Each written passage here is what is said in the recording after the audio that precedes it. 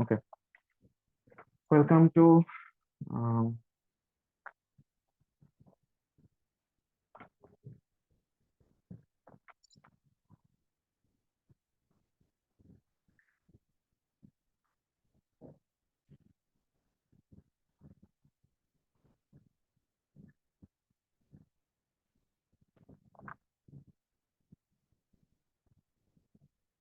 okay. Welcome to Synapse Medical Academy. আজকে আমাদের FTS mid term medicine January 24-এর question নিয়ে এমসিকিউ কোশ্চেন নিয়ে মূলত আমরা আলোচনা করব। আমি doctor Pradipta. Welcome to all to our MCQ solve session for FTS mid term medicine January 24। আপনারা যদি কোশ্চেন গুলো দেখে থাকেন আমাদের আহ, যে জানুয়ারি 24-এর এবারে যে এসএকিউ কোশ্চেনটা, question is not too easy, question মোটামুটি স্ট্যান্ডার্ড বলতে পারেন। এবং তারা বেশ ওয়ার্ড রিলেটেড কোশ্চেন গুলো করতে বেশ পছন্দ করেন, যেটা হচ্ছে কোশ্চেন দেখে বোঝা যাচ্ছে। যেমন তারা ওপিসি পয়জনিং থেকে কোশ্চেন দিয়েছেন, তারা হচ্ছে সেপসিস থেকে কোশ্চেন দিয়েছেন, তারা হচ্ছে বেশ মানে একদম ওয়ার্ড রিলেটেড কোশ্চেন। এগুলা কোশ্চেন গুলো যদি আপনারা দেখেন আপনারা বুঝতে পারবেন। তো আজকে আমরা সেই কোশ্চেন গুলাই মূলত সলভ করব, যে যেটা আমাদের ভবিষ্যতে যারা পরীক্ষা দিবেন, আমরা বিশেষ করে আমাদের জুলাই 24-এ যারা পরীক্ষা দিবেন তাদের জন্য এটা খুবই গুরুত্বপূর্ণ, কারণ এইটার বেসিসে এইটা কেমন ভাবে কোশ্চেন আসে সেটা দেখে আপনারা মূলত ফার্দার ডেভিডসনটাকে পড়তে পারবেন বা আপনাদের ওয়ার্ডে কাজ করতে পারবেন, এবং কোশ্চেন গুলা সলভ করতে পারবেন যখন আপনারা পরীক্ষা দিবেন। তো আমরা প্রথম কোশ্চেনে চলে যাই, আমরা একটা একটা করে কোশ্চেন আমরা সলভ করব। আহ প্রথমে আমাদের চলে যাই হচ্ছে ফার্স্ট কোশ্চেন। দেখেন, একদম প্রথম কোশ্চেন থেকে আমরা শুরু করি। A 26-year-old man is brought to the emergency department with acute onset of respiratory distress and altered mental status. He is a cultivator. Patient একজন কৃষক, was found lying unconscious in his field. Patient's friends report that he had been spraying pesticides in the field earlier in the day. তার মানে patient কীটনাশক ছড়াচ্ছিল। তো কীটনাশক যখন একটা patient একজন কাল্টিভেটর ছড়াবে, তখন অবশ্যই তার একটা পয়জনিং হওয়ার একটা চান্স থাকবে, তাই না? তো ইউজুয়ালি এই এরকম একটা সিনারিও দিয়ে দুই রকম পয়জনিং আপনার কাছে আসতে পারে, একটা হতে পারে পেস্টিসাইড আর একটা হতে পারে হার্বিসাইড। মানে আপনাকে ওপিসি পয়জনিং দিয়েও কোশ্চেন দিতে পারে, আবার প্যারাকোয়াট পয়জনিং দিয়েও কিন্তু আপনাকে কোশ্চেন দিতে পারে। সুতরাং আপনারা খেয়াল রাখবেন যে এটা কি হার্বিসাইড বলছে না পেস্টিসাইড বলছে। তো পেস্টিসাইড যেহেতু বলছে, most probably that might be OPC.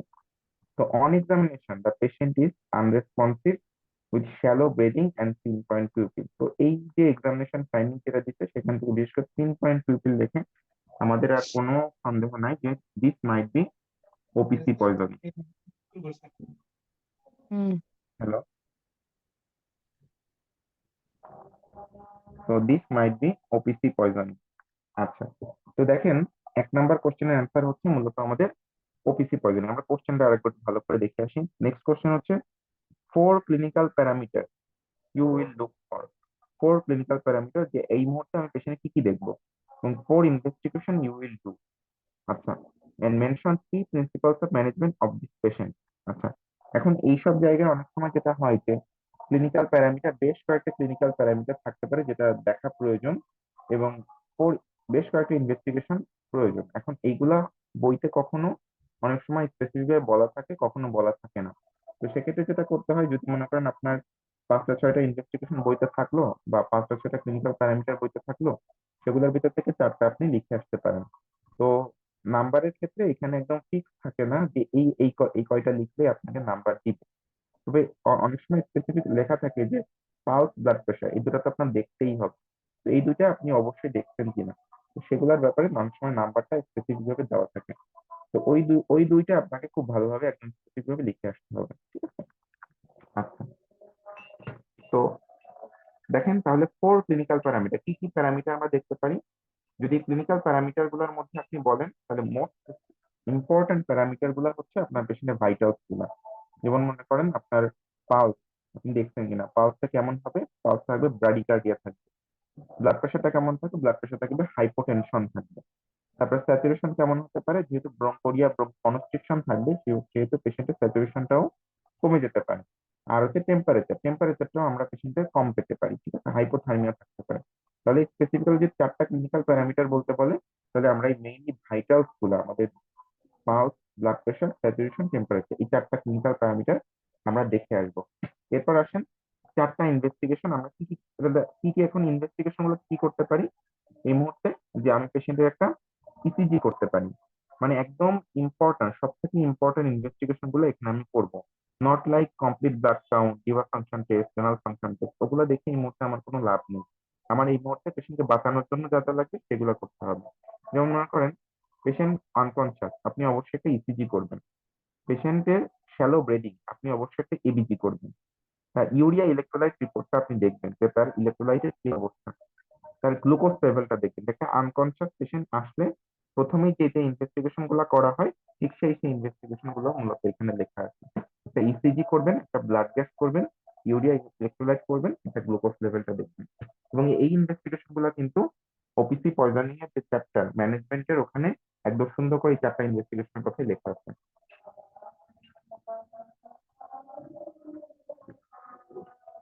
এরপরে চলে আসেন যে প্রিন্সিপালস অফ ম্যানেজমেন্ট। দেখেন প্রিন্সিপালস অফ ম্যানেজমেন্ট আপনি যদি ডেভিডসন খুঁজেন, প্রিন্সিপালস অফ ম্যানেজমেন্ট কিন্তু একদম স্পেসিফিক ভাবে ডেভিডসনের ওভাবে দেওয়া নেই। কিন্তু যে তিনটা জিনিস আপনি ফলো করে ম্যানেজটা পেশেন্টকে করবেন, সেটাই মূলত এখানে আপনাকে লিখে আসতে হবে। যেমন দেখেন, 1 নাম্বার হচ্ছে যে কোনো একটা আনরেসপন্সিভ পেশেন্ট যখন বা আনকনসিয়াস পেশেন্ট যখন আমরা পাবো, তখন আমরা কি করব, যে পেশেন্টকে অবশ্যই আমাদের এয়ারওয়ে দেখবো, তার ব্রিদিং দেখবো, সার্কুলেশন দেখবো, মানে তার এবিসি ম্যানেজমেন্ট করবো, পেশেন্টকে আমাকে স্টেবল করবো, তার এয়ারওয়েটা ক্লিয়ার কিনা। কারণ এইসব পেশেন্টে কি থাকে, ব্রঙ্কোরিয়া, ব্রঙ্কোকনস্ট্রিকশন থাকে, তার এয়ারওয়ে যে কোনো কারণে আপনার ব্লকেজ হয়ে যাওয়ার একটা চান্স থাকবে। তার মানে এয়ারওয়েটা আগে প্রথমেই আমাকে দেখে নিতে হবে। 2 নাম্বার হচ্ছে তার ব্রেথিংটা দেখবো, তার স্যাচুরেশনটা দেখবো, তার রেসপিরেটরি রেটটা দেখবো। নেক্সট হচ্ছে তার সার্কুলেশন, তার পালস দেখবো, ব্লাড প্রেশারটা দেখবো। এগুলো দেখে প্রথমে পেশেন্টকে আমি স্ট্যাবিলাইজেশন করবো।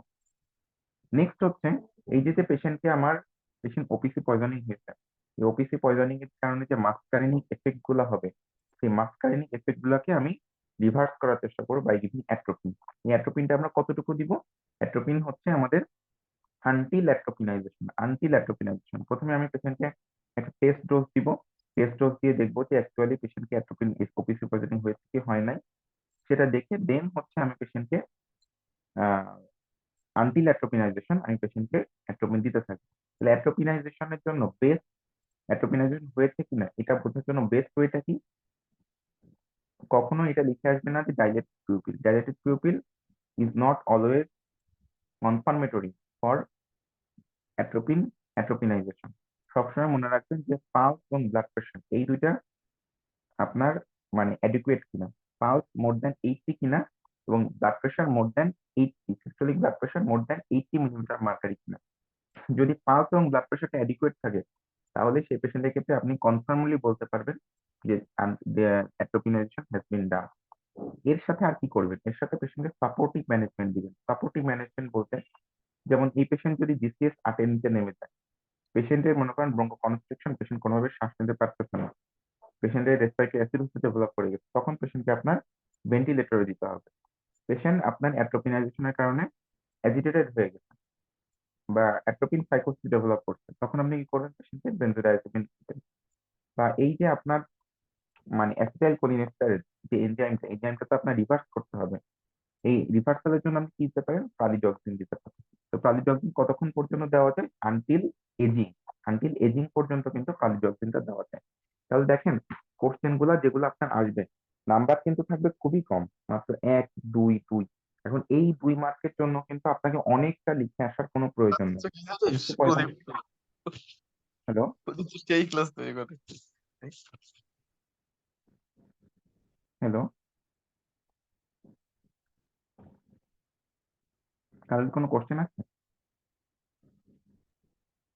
প্রালিডক্সিন কি পর্যন্ত দেওয়া যায়? মানে প্রালিডক্সিনটা হচ্ছে আনটিল এজিং। এজিং মানে জিনিসটা হচ্ছে কি, আমরা যে এসিএল কোলিনেস্টারের সাথে যখন ওপিসি কম্পাউন্ডটা যখন হচ্ছে বাইন্ড করে, তখন হচ্ছে একটা সার্টেন অ্যামাউন্ট অফ টাইমের পরে একটা মিথাইল গ্রুপ ওই কমপ্লেক্স থেকে বের হয়ে চলে যায়। এবং যখন এই কমপ্লেক্সটা থেকে মিথাইল গ্রুপটা বের হয়ে চলে যায়, তারপরে কিন্তু এই ওপিসি এই কমপ্লেক্সটাকে আর রিভার্স করা যায় না। মানে তখন আপনি প্রালিডক্সিন দেন আর না দেন, আপনি ওটাকে রিভার্স করতে পারবেন না।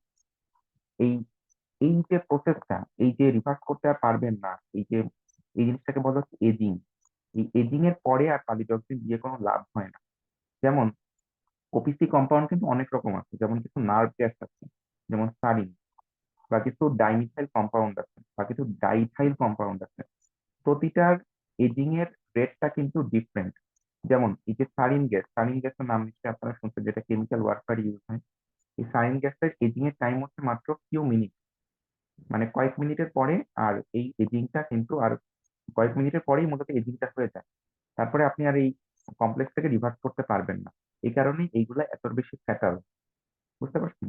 আচ্ছা, যেমন ডাইমিথাইল কম্পাউন্ড যেমন ডেভিডসনে দেখবেন একটা বক্স করা আছে, ডাইমিথাইল কম্পাউন্ড, ডাইথাইল কম্পাউন্ড।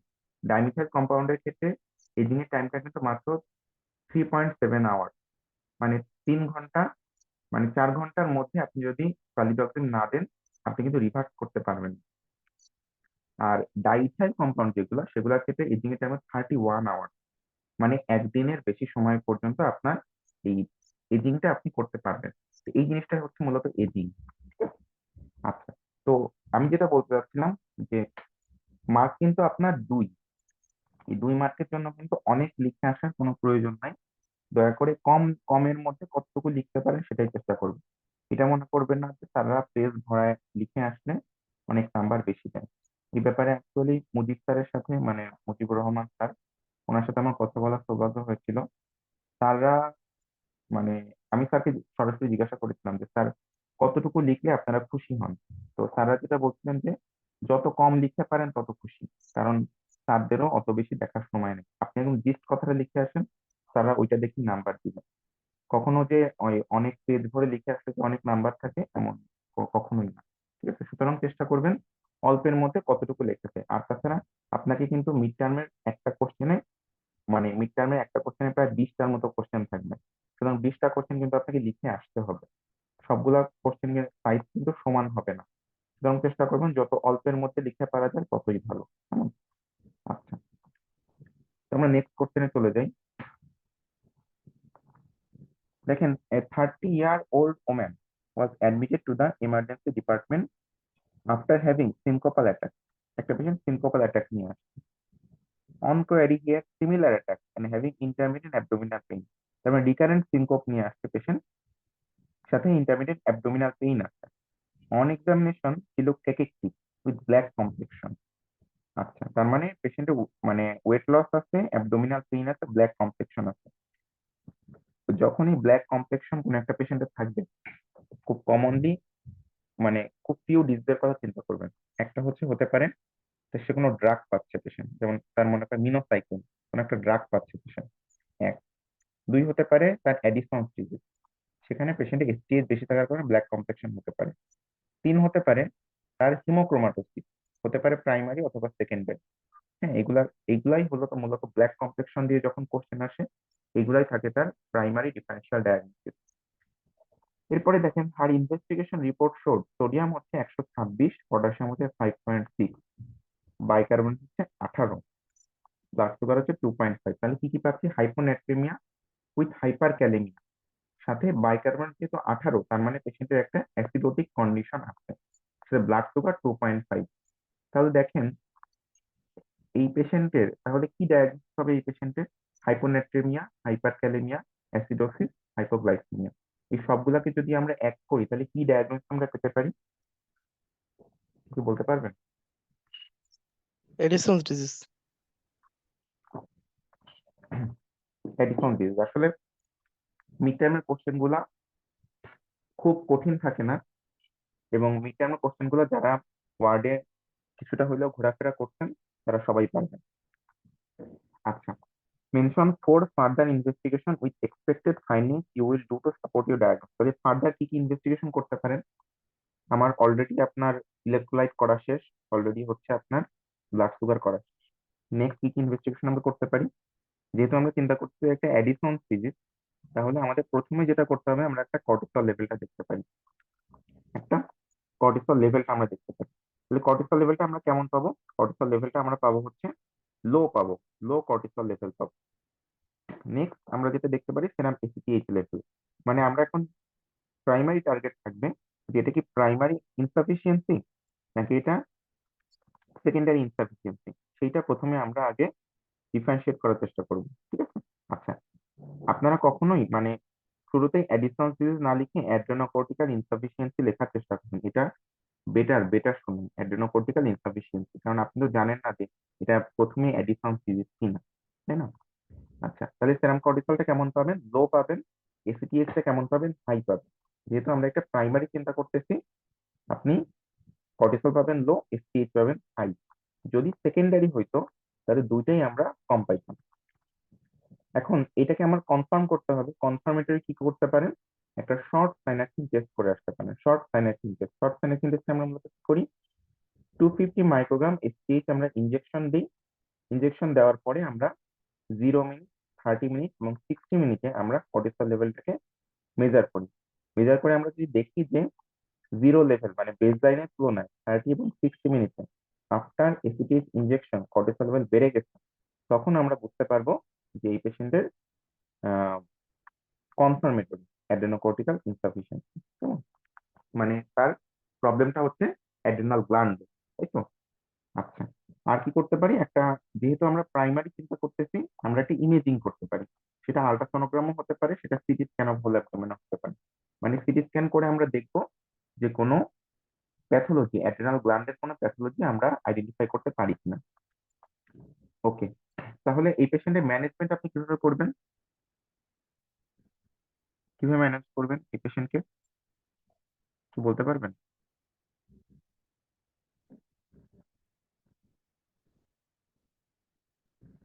ইনভেস্টিগেশনের ক্ষেত্রে মানে ইনভেস্টিগেশন অ্যাকচুয়ালি ডায়াগনোসিসের ক্ষেত্রে যেহেতু এখানে ছিল যে হচ্ছে black complexion that is due to ACTH excess, so এখানে কি মানে ইনসাফিসিয়েন্সি না লিখে সরাসরি এডিসনস লিখলে কি খুব একটা সমস্যা আছে কিনা?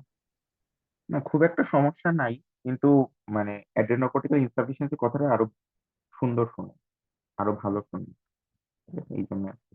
ওই অ্যাডিশনাল ফিজ লিখলে আমার মনে হয় না খুব একটা মানে প্রবলেম হবে আর কি। আচ্ছা, নেক্সট আসেন ট্রিটমেন্ট। ট্রিটমেন্টের ক্ষেত্রে তাহলে কিভাবে ম্যানেজ করবেন এই পেশেন্টকে?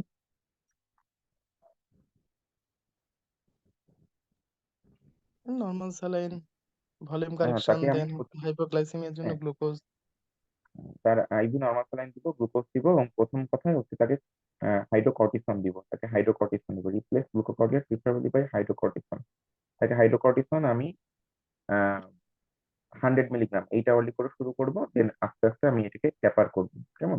আচ্ছা, কেউ কি আমাকে বলতে পারেন যে এটা তো অ্যাডিসন ডিজিজ, তো অ্যাডিসন ডিজিজের পেশেন্টের ক্ষেত্রে তো আমরা জানি যে এই পেশেন্ট মিনারেলোকর্টিকয়েড ডেফিসিয়েন্সি হয়, তাহলে শুরু থেকে আমাদের মিনারেলোকর্টিকয়েড বা ফ্লুইডোকর্টিসন দেওয়ার কোনো প্রয়োজন আছে?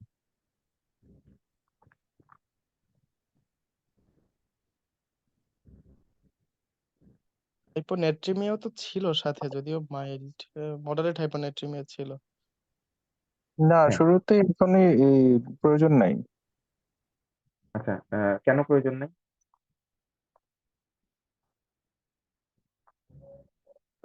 ডেভিডসনের ম্যানেজমেন্টে তো আসলে ওইভাবে শুরুতেই দিতে বলেনি। হ্যাঁ, মানে কেন ডেভিডসন কেন বলেন?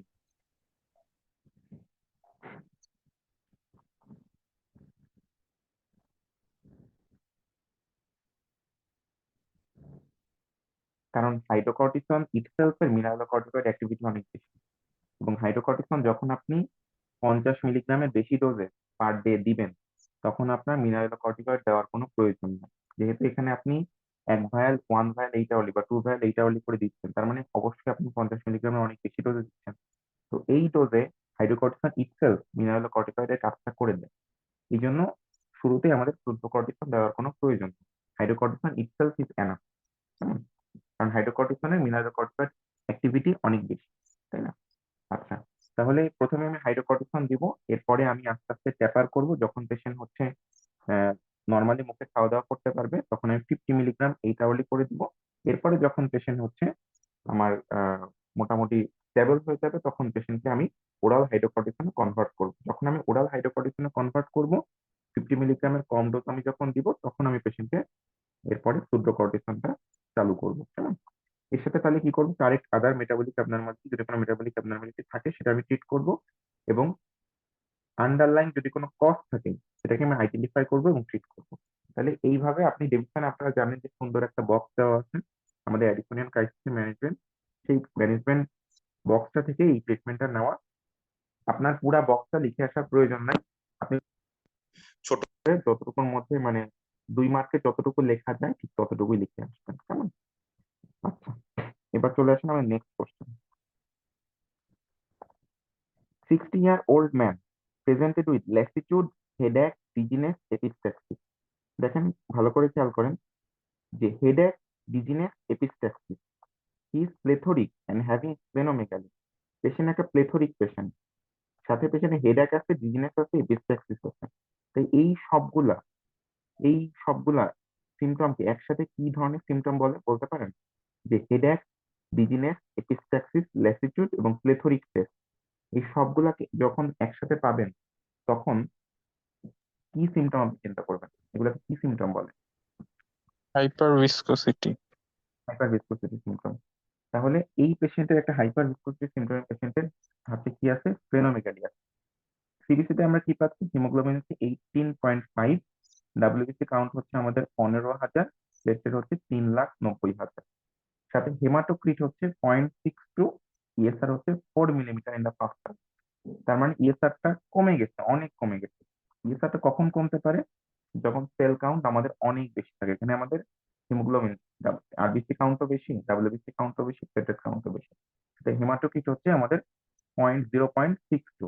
তাহলে what is the most likely diagnosis? কি ডায়াগনোসিস আমরা করতে পারি পেশেন্টের? PRV. PRV, right? Polycythaemia rubra vera, polycythaemia rubra vera. আচ্ছা, তাহলে mention 2 confirmatory test for diagnosis of this patient. কি কি কনফার্মেটরি টেস্ট আমরা করব?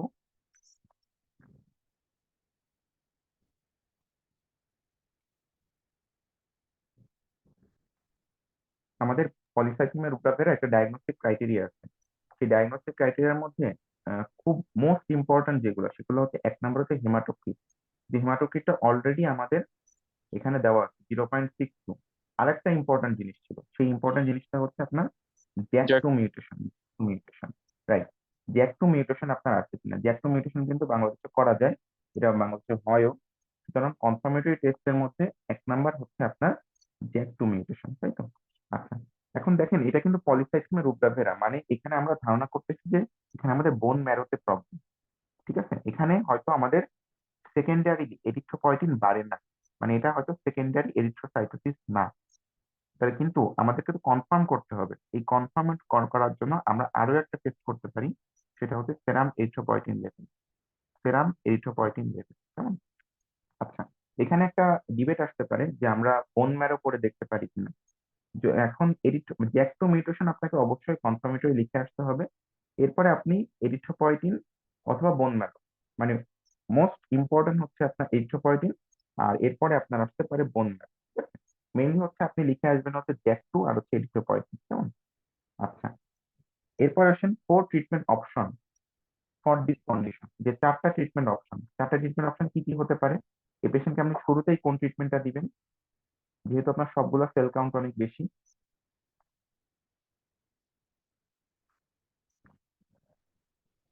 যেহেতু আপনার সবগুলা সেল কাউন্টই আমার বেশি, তাহলে প্রথম ট্রিটমেন্ট অপশন যেটা হবে সেটা হচ্ছে অ্যাসপিরিন। কারণ দেখেন এখানে কিন্তু সবগুলা সেল কাউন্ট অনেক বেশি। সবগুলা সেল কাউন্ট যেহেতু বেশি, এখানে আমাদের কমপ্লিকেশন গুলোর মধ্যে মেইনলি যেটা হতে পারে কোনো একটা ভেনাস থ্রম্বোসিস অথবা আর্টারিয়াল থ্রম্বোসিস। স্পেসিফিক্যালি কোনো স্ট্রোক হতে পারে, কোনো ভেনাস থ্রম্বোসিস হতে পারে, ঠিক আছে? কোনো একটা স্ট্রোক হতে পারে, কোনো একটা ভেনাস থ্রম্বোসিস হতে পারে। তাহলে এই পেশেন্টকে প্রথমেই আমরা যেটা দিব সেটা হচ্ছে অ্যাসপিরিন। অ্যাসপিরিন অ্যাসপিরিন হচ্ছে মোস্ট ইম্পর্টেন্ট ট্রিটমেন্ট হিয়ার, কেমন? এর সাথে আমরা আর কি করতে পারি? যেহেতু আমাদের ব্লাড, আমাদের সেল কাউন্ট অনেক বেশি, তাহলে সেল কাউন্টটাকে আমাদের কমাতে হবে। এই জন্য আমরা যেটা করতে পারি, পেশেন্টের ভেনিসেকশন করতে পারি। ভেনিসেকশন, তাহলে ভেনিসেকশন জিনিসটা কি? ভেনিসেকশন হচ্ছে আমরা একটা রেগুলার ইন্টারভালে, মনে করেন 2 উইকলি ইন্টারভালে আমরা 500 ml এর মতো ব্লাডটাকে আমাদের বডি থেকে বের করে আসবো। ঠিক আছে, এটা হচ্ছে আমাদের বেনিফেকশন। বেনিফেকশন করে আমাদের টার্গেটটা কি থাকবে? টার্গেটটা হচ্ছে যে পেশেন্টের হেমাটোক্রিট তো 0.62, তাহলে এই পেশেন্টের হেমাটোক্রিটটাকে আমরা যেন 50-এর নিচে নামায় রাখতে পারি। ঠিক আছে, এটা হচ্ছে ভেনিসেকশনের আমাদের টার্গেট। কেমন? আচ্ছা, আর কি করতে পারি? এই যে সেল কাউন্ট অনেক যে বাড়তেছে, আমরা তো একটা সময় ভেনিসেকশন করে পারবো না, কারণ আমাদের তো বোন ম্যারোতে প্রবলেম, বোন ম্যারো তো কন্টিনিউসলি এটা তৈরি করতে থাকবে। তাহলে আমাদের কি কাজ করতে হবে? যে বোন ম্যারোতে আমাদের প্রোডাকশনটাই কমাইতে হবে। এই বোন ম্যারোতে প্রোডাকশন কমানোর জন্য একটা ইম্পর্টেন্ট ড্রাগ হচ্ছে হাইড্রোনিক বা হাইড্রোক্সি কার্বামাইড। হাইড্রোক্সি কার্বামাইড দিয়ে আমাদের এই সেল কাউন্টটাকে কমাইতে হবে। এখন আসেন যে হাইড্রোক্সি কার্বামাইড তো অনেক সময় অনেক পেশেন্টকে আমরা দিতে পারি না। হয়তো হাইড্রোক্সি কার্বামাইড কন্ট্রা ইন্ডিকেটেড। তো সেই পেশেন্টের ক্ষেত্রে আমরা কি করব? তো সেই পেশেন্ট, যেসব পেশেন্ট হাইড্রোক্সি কার্বামাইডটা টলারেট করতে না পারে, সেসব পেশেন্টের ক্ষেত্রে আমাদের ট্রিটমেন্ট অপশন হবে হচ্ছে আপনার রুক্সোলিটিনিব। এই রুক্সোলিটিনিবটা হচ্ছে আপনার জ্যাক টু ইনহিবিটর। তাহলে ট্রিটমেন্ট অপশন গুলো হচ্ছে আপনার অ্যাসপিরিন, ফেনিসেকশন, হাইড্রক্সি কার্বামাইড, আর একটা হচ্ছে রুক্সোলিটিনিব। এই কয়েকটা ট্রিটমেন্ট অপশন আপনি লিখে আসবেন। এরপরে চলে আসেন আমাদের নেক্সট কোশ্চেনে। আচ্ছা, আপনাকে মনে করেন এরকমই একটা সিনারিও দিল, এর সাথে বললো যে এই পেশেন্ট আপনার কাছে আসছে, যে সেম পেশেন্ট, মনে করেন আপনার এই পলিসাইথেমিয়া রুব্রাভিরার পেশেন্ট, বা সেম সিনারিও দিয়ে আপনাকে দিয়েছে, এরকম একটা পেশেন্ট আপনার কাছে আসছে, যে patient sudden development of ascites এবং অ্যাবডোমিনাল পেইন, সাথে এই পেশেন্টের এক্সামিনেশন আপনি পাচ্ছেন টেন্ডার হেপাটোমেগালি। তাহলে হোয়াট ইজ ইউর ডায়াগনোসিস?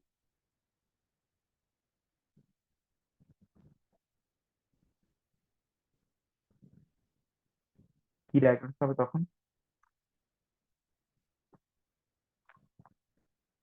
বুঝি নাই কোনটা কোনটা নিয়ে আসছে।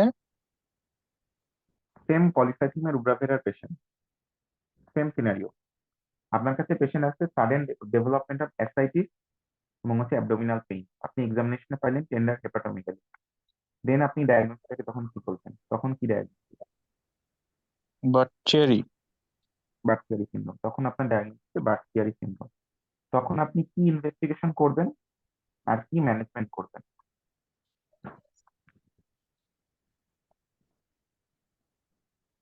ইনভেস্টিগেশন কি করতে পারেন? যেহেতু একটা থ্রোম্বোসিস, থ্রোম্বোসিস যখনই আমরা কোনো একটা জায়গায় দেখি, যে ভেনাস থ্রোম্বোসিস যেখানে আমরা দেখবো, সেখানে কিন্তু আমরা একটা ডপলার করার চেষ্টা করবো। যেমন আমরা ডিবিটি পেশেন্টে কি করি? Doppler ultrasonogram of the lower limb, অথবা অন্য যে কোনো জায়গায় আমরা যখন একটা ভেনাস থ্রোম্বোসিস দেখি, তখন কিন্তু আমরা একটা ডপলার করার চেষ্টা করি। তাহলে এখানেও আমরা কি করব? Doppler ultrasonogram of hepatic vein, Doppler ultrasonogram of hepatic vein. ঠিক আছে, তাহলে এটা হচ্ছে আমাদের কনফার্মেটরি ইনভেস্টিগেশন। তাহলে ম্যানেজমেন্ট কি করব? যেহেতু একটা থ্রোম্বোসিস আমরা জানি, তখন আমাদের এমআই হয়। এমআই এর পেশেন্টে আমরা কি করি? আমরা থ্রোম্বোলাইসিস করি, স্ট্রেপ্টোকাইনেজ দিয়ে আমরা থ্রোম্বোলাইসিস করি, বা অল্টিপ্লেজ দিয়ে থ্রোম্বোলাইসিস করি। যেহেতু এখানে হেপাটিক ভেইনের থ্রোম্বাস, তাহলে এইসব পেশেন্টের ক্ষেত্রে আমরা সেই একই রকম থ্রোম্বোলাইসিস করবো, থ্রোম্বোলাইসিস স্ট্রেপ্টোকাইনেজ অথবা অল্টিপ্লেক্স। কেমন? আচ্ছা, এরপরে চলে আসেন আমাদের নেক্সট কোশ্চেন, যে 40-year-old man has hypopigmented anesthetic skin lesion in his hand for 1 year। একটা হাইপোপিগমেন্টেড অ্যানেস্থেটিক স্কিন লেশন মানে জায়গাটা হাইপোপিগমেন্টেড হয়ে গেছে, টাচ করলে আপনি কোনো কিছু বুঝতেছেন না।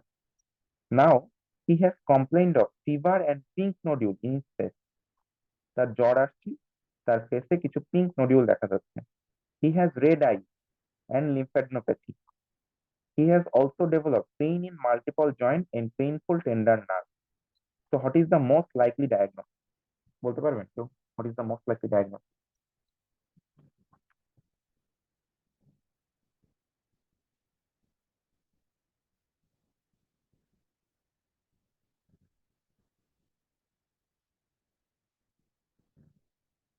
যেমন দেখেন, আমি একটু কোশ্চেন সহজ করে দিই।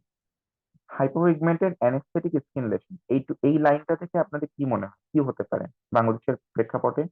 Most common diagnosis leprosy, leprosy. Type two excellent. Reaction. Type 2 leprosy, excellent. তাহলে যখনই একটা পেশেন্টের লেপ্রোসি থাকে, তার লেপ্রা রিয়াকশন ডেভেলপ করার চান্স অনেক বেশি বেড়ে যায়। একটা হতে পারে টাইপ 1 লেপ্রা রিয়াকশন, একটা হতে পারে টাইপ 2 লেপ্রা রিয়াকশন। টাইপ 1টা কাদের হয়? যারা মোস্টলি টিউবারকুলয়েড, আর যারা টাইপ 2 টা কাদের হয়, যারা মোস্টলি লেপ্রোম্যাটার। কেমন? তাহলে এইটা আমরা এইভাবে কিন্তু এই ক্লিনিক্যাল সিনারিও কিন্তু আপনার আসতে পারে, টাইপ 1 দিয়েও আসতে পারে, টাইপ 2 দিয়েও আসতে পারে। কেমন? এখন টাইপ 2 এর ক্ষেত্রে স্পেশালি কিন্তু এই রেড আই, উভাইটিস, লিম্ফ্যাডেনোপ্যাথি, তারপর হচ্ছে আপনার এই যে পেইন ইন মাল্টিপল জয়েন্ট, এগুলো most commonly goes in favour of type 2 lepra reaction. ঠিক আছে? টাইপ 1 এর ক্ষেত্রে ইউজুয়ালি কি থাকবে, আপনার পিঙ্ক নোডিউল থাকতে পারে, ফিভার থাকতে পারে, কিন্তু পেইনফুল টেন্ডার নার্ভ থাকতে পারে। কিন্তু যখনই আপনাকে উভাইটিস, লিম্ফ্যাডেনোপ্যাথি এগুলা দিয়ে দিবে, তখন কিন্তু সেটা চলে যাবে আপনার টাইপ 2 লেপ্রা রিয়াকশনের দিকে। কেমন? তাহলে what is the most likely diagnosis? ডায়াগনোসিসটা হচ্ছে আপনার টাইপ 2 লেপ্রা রিয়াকশন। কেমন? আচ্ছা, এরপর আসুন, which type of hyper sensitive reaction it is. তাহলে এটা কি টাইপের হাইপার সেন্সিটিভ রিয়াকশন? এটা হচ্ছে মূলত type 3 hypersensitivity reaction. Type 3 hypersensitivity reaction. আপনি যদি টাইপ দেখেন, আমাদের ডেভিডসনে কিন্তু একটু সুন্দর করে বক্স দেওয়া আছে, type 1 লেপার reaction versus type 2 লেপার reaction. এই বক্সটা একদম 100%। আমরা ইনফেক্টেড যখন পড়াবো তখন আমরা এটা সম্বন্ধে আরো বলবো। তবে এই বক্সটা কিন্তু আপনার একদম 100% ইম্পর্টেন্ট। এই বক্সটা থেকে পুরাটাই আপনার ইম্পর্টেন্ট। তাহলে এটা কি একটা type 3 hypersensitivity reaction. Who are prone to develop this condition? আমি আগেই বললাম যে টাইপ 1 ডেভেলপ করে মোস্টলি টিউবারকুলার পেশেন্টদের ক্ষেত্রে, আর টাইপ 2 টা ডেভেলপ করে মেইনলি হচ্ছে বর্ডার লাইন লেপ্রোম্যাটাস অথবা লেপ্রোম্যাটাস লেপ্রোসি পেশেন্টদের ক্ষেত্রে। ঠিক আছে? আচ্ছা, বাট এই জায়গাটা কিন্তু কোশ্চেনে বেশ খুঁটায় খুঁটায় দিচ্ছে। ঠিক আছে, এটা একটু খেয়াল করবেন। নেক্সট হচ্ছে 3 treatment option of this condition. কি কি ট্রিটমেন্ট অপশন আমরা এই পেশেন্ট ক্ষেত্রে দিতে পারি? তাহলে দেখেন কি কি ট্রিটমেন্ট অপশন দিতে পারি। একটা হচ্ছে পেশেন্টকে আমি প্রেডনিসোলন দিতে পারি। 2 নাম্বার হচ্ছে পেশেন্টকে থ্যালিডোমাইড দিতে পারি। আর যেহেতু পেশেন্টের আইয়ে একটা আমরা উভাইটিস পাচ্ছি, উভাইটিসের জন্য হাইড্রোকর্টিসন এবং অ্যাট্রোপিন ড্রপ দিতে পারি। কেমন? এগুলো কিন্তু বক্সের ভিতরেই কোশ্চেনের অ্যান্সার গুলো লেখা আছে। এগুলো কিন্তু ভালোভাবে খেয়াল করবেন। মনে রাখবেন যে হাইড্রোকর্টিসন, অ্যাট্রোপিন ড্রপটা কিন্তু বক্সের ভিতরে নাই, বক্সের নিচে একটা স্টার দিয়ে একটা মানে লাইনের ভিতরে এই অংশটা লেখা আছে। কেমন? তাহলে বক্সের যে কোনো বক্সের নিচে অবশ্যই খেয়াল করবেন কোনো কিছু এক্সট্রা লেখা আছে কিনা। কারণ আপনাকে দেখেন কোশ্চেনে দিতে বলছে যে ট্রিটমেন্ট অপশন, 3 ট্রিটমেন্ট অপশন। আপনি যদি বক্সের ভিতরে লেখা আছে শুধুমাত্র প্রেডনিসোলন আর থ্যালিডোমাইড, তার মানে আপনার 2টা ট্রিটমেন্ট অপশন হবে। 3 নাম্বার ট্রিটমেন্ট অপশনটা কিন্তু আপনি তখন লিখে আসতে পারবেন না, তখন আপনার নাম্বারটা ওই 0.5 বা 1 আপনাকে কমাই দিবে। কেমন? তাহলে বক্সের ডিভিশনের প্রত্যেকটা বক্স পার্ট 1 এর মতো করে মিড টার্মেও ইম্পর্টেন্ট, এবং দয়া করে নিচের অংশগুলোও খুব ভালো করে দেখে ফেলুন। আচ্ছা, তাহলে এরপর চলে আসেন আমাদের নেক্সট কোশ্চেন। নেক্সট কোশ্চেনে দেখেন প্রথম কোশ্চেনটা এই পেজের, 60-year-old man presented with history of abnormal perception of movement of cells for last 3 days। তার মানে abnormal perception of movement of cells মানে সে নিজের মাথাটা ঘোরাচ্ছে, which is sudden onset, episodic, persists for 30 to 60 seconds, মানে খুব শর্ট লিভড একটা episode, এবং associated with changes in head position, মানে সে যখন মাথাটা ঘোরাচ্ছে তখনই তার ভার্টাইগোটা বেড়ে যাচ্ছে। আমার মনে হয় এটা খুবই খুবই ইজি একটা কোশ্চেন। এটা আসলে জিজ্ঞাসা করার কোনো প্রয়োজন নেই, এটা সবাই পারবে। এটা মোস্ট লাইকলি ডায়াগনোস হচ্ছে benign paroxysmal positional vertigo. Name the confirmatory test with expected finding. এটা একটু বলেন, কনফার্মেটরি টেস্টটা কি?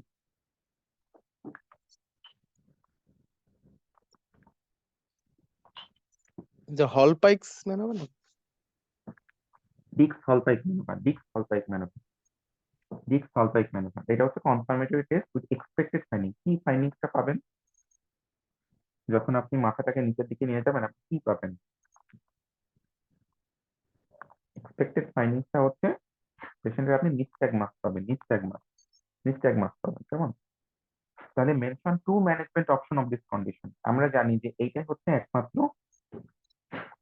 ডিজিজ যেখানে আমরা ডায়াগনোসিস কনফার্ম করি একটা টেস্টের মাধ্যমে এবং ম্যানেজমেন্টও করি আরেকটা ম্যানুভারের মাধ্যমে। মানে 2টা ম্যানুভার, একটা ম্যানুভার দিয়ে আমরা এটা কনফার্ম করি, আরেকটা ম্যানুভার দিয়ে এটাকে ট্রিটমেন্ট করি। তাহলে বলতে পারেন what is the management option of this condition? কি কি করতে পারি পেশেন্টের? এপ্লিস ম্যানোভার করে না? এপ্লে ম্যানুভার করে, তাহলে ডিক্স সালফাইক ম্যানুভার করে আমরা কনফার্ম করব, এপ্লে ম্যানুভার করে এটাকে আমরা ট্রিট করব।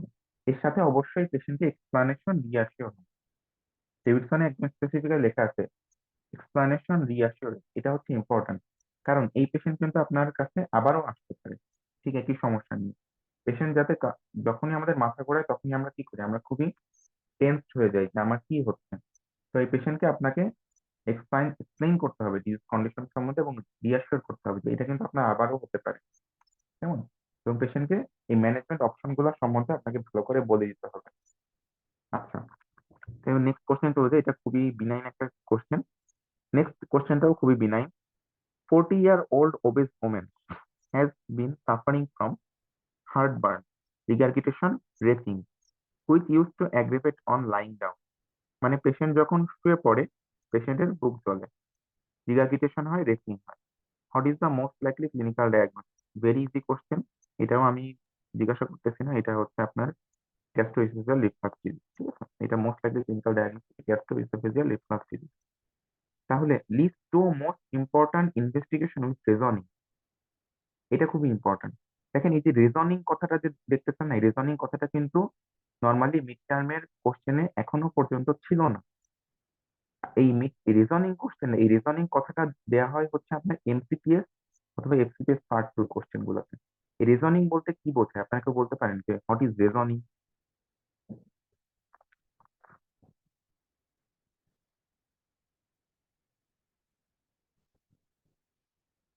রিজনিং মানে রিজনিং মানে রিজনিং খুবই সহজ জিনিস, আমি যখন ব্যাখ্যা করবো আপনারা বুঝতে পারবেন, কিন্তু রিজনিং মানে কি চাচ্ছে এটা যদি না জানেন তাহলে আপনি লিখে আসতে পারবেন না।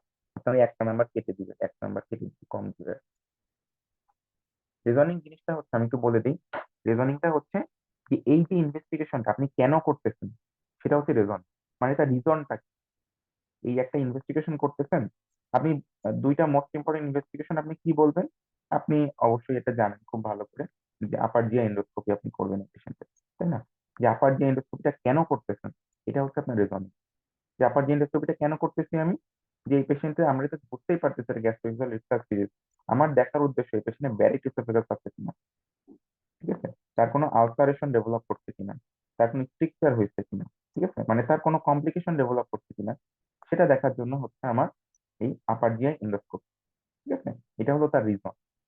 নেক্সট আরেকটা ইম্পর্টেন্ট ইনভেস্টিগেশন কি করতে পারি আমরা, আরেকটা ইনভেস্টিগেশন করতে পারি 24 hour oesophageal pH monitoring. 24 hour oesophageal pH monitoring, pH যদি দিনের কমপক্ষে 4 ঘন্টা বা 6 ঘন্টা যদি 4 এর নিচে থাকে তাহলে কনফার্ম করতে পারবো এটা হচ্ছে আমার গ্যাস্ট্রোএসোফেজিয়াল রিফ্লাক্স। তাহলে এইটা রিজনিংটা কি, এটা আমি কেন করব? যখন আমার ডায়াগনস্টিক ডাইলেমা থাকবে, যখন আমার ডায়াগনস্টিক ডাইলেমা থাকবে যে আমি কনফার্ম করতে পারছি না যার ডায়াগনোসিস, তখন মূলত এই 24 আওয়ার ইসোফেজিয়াল পিএইচ মনিটরিংটা করব। তাহলে দেখেন রিজনিংটা কিন্তু আগে এরকম ভাবে পরীক্ষায় আসতো না, এটা আসতো ইউজুয়ালি এমসিপিএস এর কোশ্চেন আর হচ্ছে এফসিপিএস পার্ট 2 এর কোশ্চেন। কিন্তু এখন কিন্তু এই মিড টার্মেও এটা আস্তে আস্তে দেওয়া শুরু করছে। সুতরাং কোন ইনভেস্টিগেশন কেন করতেছেন এটাও একটু ডেভিডসন থেকে ভালো করে দেখে নিতে, কেমন। আচ্ছা, নেক্সট হচ্ছে 4 important complication of this disease. সে 4টা ইম্পর্টেন্ট কমপ্লিকেশন, এক নম্বরে অবশ্যই ব্যারিক ইসোফেগাস লিখবেন, এরপরে অ্যানিমিয়া লিখবেন, স্ট্রিকচার লিখবেন, গ্যাস্ট্রিক ভলভুলার স্ট্রিকচার, কেমন। আমি দেখাই দিই, এই যে এই কোশ্চেনটা আমার তো হয়ে গেছে, যে আমার ইসোফেজাইটিস, ব্যারিক ইসোফেগাস, অ্যানিমিয়া এবং বিনাইন ইসোফেজাল স্ট্রিকচার, কেমন। আচ্ছা, তাহলে এটাও একটা মোটামুটি সহজ কোশ্চেনই বলতে পারেন। নেক্সট কোশ্চেনে চলে আসছি আমরা। দেখেন 75-year-old man had undergone drainage of axillary abscess. একটা পেশেন্টের অ্যাক্সিলারি একটা অ্যাবসেস ছিল, ড্রেন করা হয়েছে, তারপর পেশেন্টকে ওরাল অ্যান্টিবায়োটিক দেওয়া হয়েছে। 2 days after the procedure he presented to the emergency department with high grade temperature, with rigor and disorientation. He was suffering from diabetes mellitus, chronic kidney disease and ischemic heart disease, মানে তার multiple comorbidity আছে। On examination তার pulse rate হচ্ছে 130 bits per minute, tachycardia আছে, তার blood pressure মোটামুটি normal, temperature হচ্ছে 103°F, মানে তার টেম্পারেচার অনেক বেশি। তাহলে দেখেন ফিভার আছে, পেশেন্টের ট্যাকিকার্ডিয়া আছে, সাথে পেশেন্টের একটা অ্যাক্সিলারি অ্যাবসেস ড্রেইন করা হয়েছে, এবং পেশেন্ট আসছে আপনার কাছে হাই গ্রেড ফিভার উইথ ডিসওরিয়েন্টেশন নিয়ে। তাহলে এই পেশেন্টকে আপনি what is the most likely diagnosis, কি ডায়াগনোসিস হতে পারে বলতে পারেন? সেপসিস হতে পারে। সেপসিস, এক্সেলেন্ট, সেপসিস, মানে তার অ্যাক্সিলারি অ্যাবসেস ড্রেইন করা হয়েছে এই অ্যাক্সিলারি অ্যাক্সেস ড্রেন করার এখান থেকেই তার কোনোভাবে একটা সেপসিস ডেভেলপ করছে, ঠিক আছে। হতে পারে যখন আমরা যখন অপারেশনটা করা হয়েছে, ড্রেন করা হয়েছে, এই ড্রেন সাইড থেকেই হয়তো তার সেপসিস ডেভেলপ করে গেছে। Mention 4 causative factor that are probably responsible for the deterioration of this patient. 4টা causative factor কি কি হতে পারে? একটা old causative age, factor diabetes. Right, একটা ওল্ড এজের পেশেন্ট, ডায়াবেটিস আছে পেশেন্টের, পেশেন্টের ক্রনিক কিডনি ডিজিজ আছে, ঠিক আছে। আর কি হতে পারে? পেশেন্ট ইমিউনোসাপ্রেসড হতে পারে, অথবা তার মানে অর্গানিজমের কোনো রেজিস্ট্যান্স থাকতে পারে, যে ওরাল অ্যান্টিবায়োটিকে তার কাজ হচ্ছে না, ঠিক আছে। তাহলে এইগুলাই মূলত তার 4 causative factor that are probably responsible। আচ্ছা, তাহলে ওল্ড এজ হতে পারে, তার ডায়াবেটিস থাকতে পারে, ক্রনিক কিডনি ডিজিজ থাকতে পারে, অর্গানিজমের রেজিস্ট্যান্স হতে পারে, অথবা তার হচ্ছে এই যে ইমিউনোসাপ্রেশন হতে পারে, ঠিক আছে। তাহলে এইগুলাই মোটামুটি positive factor that are probably responsible for the sepsis. Next question, how would you resuscitate him? তাহলে একটা সেপসিসের পেশেন্টকে রিসাসিটেট কিভাবে করবেন?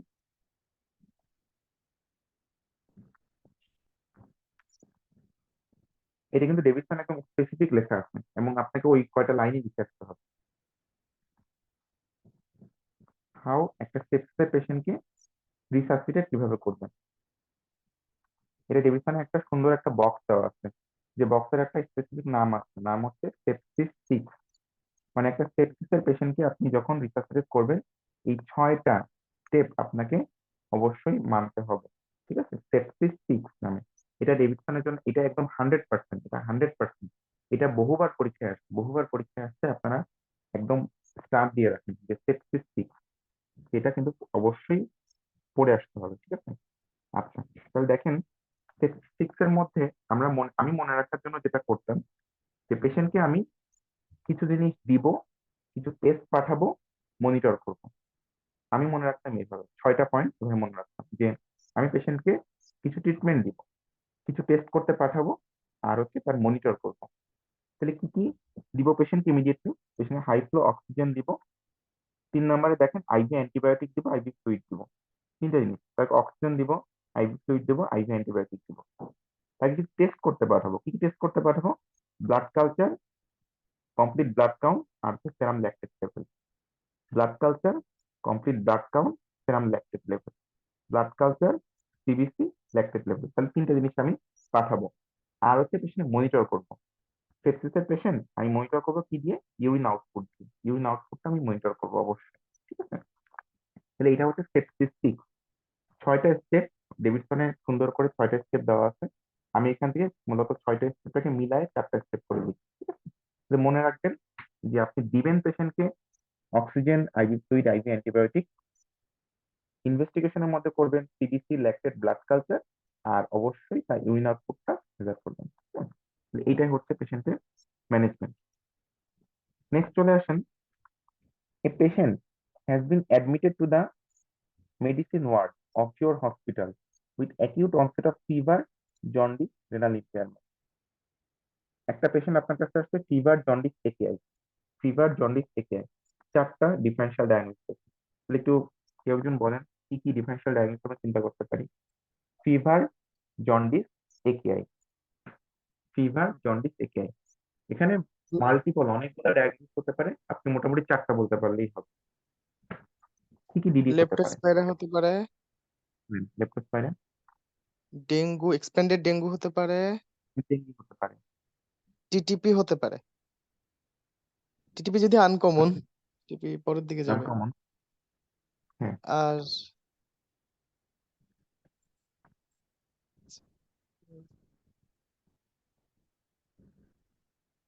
ভাইরাল হেপাটাইটিস, ভাইরাল তারপর হেপাটাইটিস রেনাল। হতে পারে, ইয়েস, অবশ্যই ভাইরাল হেপাটাইটিস হতে পারে। রেনাল ইম্পেয়ারমেন্টটা হতে পারে ভাইরাল হেপাটাইটিস। আর কিছু? আর সেপসিস হতে পারে। সেপসিস তো যে কোনো ইনফেকশন থেকে সেপসিস হতে পারে। আর ম্যালেরিয়া হতে পারে, ম্যালেরিয়া, ম্যালেরিয়াতেও ম্যালেরিয়া ফিভার, হতে পারে। জন্ডিস হতে পারে।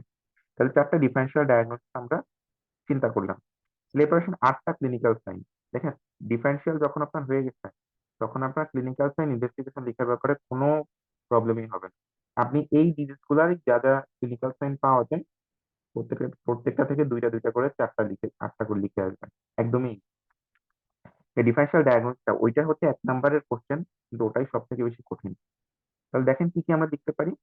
যে পেশেন্টকে আমি অ্যানিমিয়া দেখবো, জন্ডিস দেখবো, সাবকনজাংটিভাল হিমোরেজ দেখবো, মানে যেটা হচ্ছে লেপ্টোস্পাইরোসিস থাকবে, হেপাটোমেগালি, স্প্লেনোমেগালি দেখবো, ভাইরাল হেপাটাইটিস হতে পারে, লেপ্টোস্পাইরোসিস হতে পারে, আর ম্যাকুলোপ্যাপুলার র্যাশ দেখবো, পেটিকি পার্পুরা একাইমোসিস দেখবো, যেটা হতে পারে আপনার ডেঙ্গিতেও হতে পারে, লেপ্টোস্পাইরোসিসও হতে পারে, ম্যালেরিয়াতেও হতে পারে। মোটামুটি আপনি সোজা কথা এই 4টা ডিজিজের যে ক্লিনিক্যাল সাইন গুলো পাওয়া যায় দুইটা দুইটা করে প্রত্যেকটা সবগুলো লিখে আসবেন। ঠিক আছে, এটা হচ্ছে এটাই হচ্ছে আপনার অ্যান্সার। নেক্সট হচ্ছে আপনার ইনভেস্টিগেশন, কি কি ইনভেস্টিগেশন করবেন। তাই প্রতিটা যে কয়টা আপনি ডিফারেন্সিয়াল ডায়াগনোস চিন্তা করছেন, প্রত্যেকটা যে স্পেসিফিক ইনভেস্টিগেশন গুলা সেই 4টা আপনি অবশ্যই লিখবেন। তার সাথে আপনি বেসিক টেস্ট গুলো লিখে আসবেন। যেমন মনে করেন ডেঙ্গির জন্য আপনি অবশ্যই NS1, IgM, IgG আপনি অবশ্যই করবেন। ভাইরাল হেপাটাইটিসের জন্য অ্যান্টি হেপাটাইটিস A ভাইরাস এবং E ভাইরাস হিমোগ্লোবিন M করবেন। লেপ্টোস্পাইরোসিসের জন্য আপনি অবশ্যই একটা ব্লাড কালচার করতে দিবেন। ম্যালেরিয়ার জন্য আপনাকে ICT করতে দিবেন। কেমন, এর সাথে যেহেতু পেশেন্ট জন্ডিস AKI নিয়ে আসছে, তাহলে অবশ্যই একটা বিলিরুবিন করবেন, লিভার ফাংশন টেস্ট করবেন। AKI যেহেতু নিয়ে আসছে, পেশেন্টের ক্রিয়েটিনিন করবেন, ইলেকট্রোলাইট করবেন। আর বেসিক টেস্ট মানে একদম কমপ্লিট ব্লাড কাউন্ট আমরা সবারই করতে দিই, তাই তো। তাহলে মোটামুটি ডিফারেন্সিয়াল ডায়াগনোসিস গুলো পেরে গেলে এই কোশ্চেন আর আর তেমন কিছুই থাকে না পারার। তো নেক্সট চলে আসেন আমাদের পরের কোশ্চেনে। You are called to see a man who suddenly develop breathlessness, non-productive cough while receiving a blood transfusion in the ward. একটা পেশেন্ট ওয়ার্ডে ব্লাড ট্রান্সফিউশন পাচ্ছেন। Patient suddenly developed breathlessness, non-productive cough. Pulse oximetry showed 80% oxygen saturation. পেশেন্টের শুধুমাত্র কাশ এবং breathlessness, আর কিছুই না। তাহলে what might be the provisional diagnosis in this case? কি হতে পারে প্রভিশনাল ডায়াগনোসিস? ট্রালি মনে হচ্ছে। তাকে কি হতে পারে না? হ্যাঁ, ট্রান্সফিউশন সার্কুলেটরি ওভারলোড, তাকে কি হতে পারে না? ট্রান্সফিউশন আমি অ্যাসোসিয়েটেড সার্কুলেটরি ওভারলোড, তাকো। কথা ক্লিয়ার শুনতে পাইনি। আচ্ছা, ট্রান্সফিউশন অ্যাসোসিয়েটেড সার্কুলেটরি ওভারলোড, এটা কি হতে পারে কিনা? পারে। তাহলে why this is the provisional diagnosis?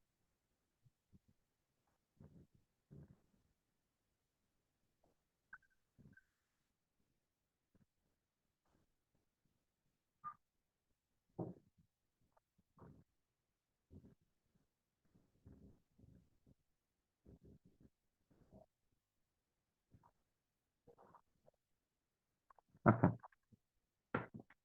এখানে অ্যাকচুয়ালি প্রভিশনাল ডায়াগনোসিস আসলেই হচ্ছে এটা ট্রান্সমিশন রিলেটেড একক ল্যাঙ্গুয়েজ ট্রালি। ডিফারেন্সিয়াল যদি আপনাকে বলতে বলতো তখন আপনি ট্রান্সমিশন সার্কুলেটরি ওভারলোড ধরতেন। সেখানেও কিন্তু আপনার নন প্রোডাক্টিভ কাফ বা সাডেনলি ডেভেলপ ব্রেথলেসনেস দুই জায়গাতেই হতে পারে। ঠিক আছে, pulse oximetry showed 80% oxygen saturation. Mention one bedside investigation you do to support your diagnostic interpretation. একটা বেডসাইড ইনভেস্টিগেশন করবেন যখন একটা পেশেন্ট শুধুমাত্র আপনার কাছে ব্রেথলেসনেস নিয়ে আসবে ডিউরিং আপনার হচ্ছে একটা ব্লাড ট্রান্সফিউশন চলার সময়। দেখেন অনেকগুলো জিনিস কিন্তু হতে পারে।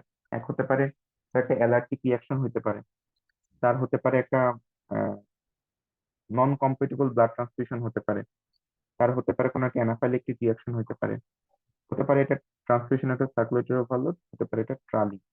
কেমন, অনেকগুলো জিনিস হতে পারে। বাট প্রভিশনাল ডায়াগনোসিস হচ্ছে এখানে ট্রালি, কারণ আমাকে এখানে অন্য কোনো কিছু এখানে বলে না যে পেশেন্টের ইডেমা ডেভেলপ করছে, পেশেন্টের হচ্ছে কোনো হাইপারটেনশন ডেভেলপ করছে, মানে অন্যান্য অ্যালার্জিক রিয়াকশন ডেভেলপ করছে, কোনো আর্টিকিরিয়া ডেভেলপ করছে, এগুলো কোনো কিছুই পেশেন্ট আমাদের এখানে বলে নাই। দ্যাটস ওয়াই আমরা ট্রালিটাকে 1 নম্বরে রাখতেছি। কেমন, কারণ পেশেন্ট শুধুমাত্র ব্রেথলেসনেস নিয়ে আমার কাছে আসছে। একটা bedside investigation you do to support your diagnose, কারণ এখানে আমার আরেকটা ডিডি হচ্ছে আমার ট্রান্সফিউশন অ্যাসিডেড সার্কুলেটরি ওভারলোড, তাই তো। তাহলে এইটা টাকো এবং ট্রালি এই দুটোর মধ্যে ডিফারেন্সিয়েট করার জন্য একটা বেড সাইড টেস্ট করা যায়। কি টেস্ট করা যায়?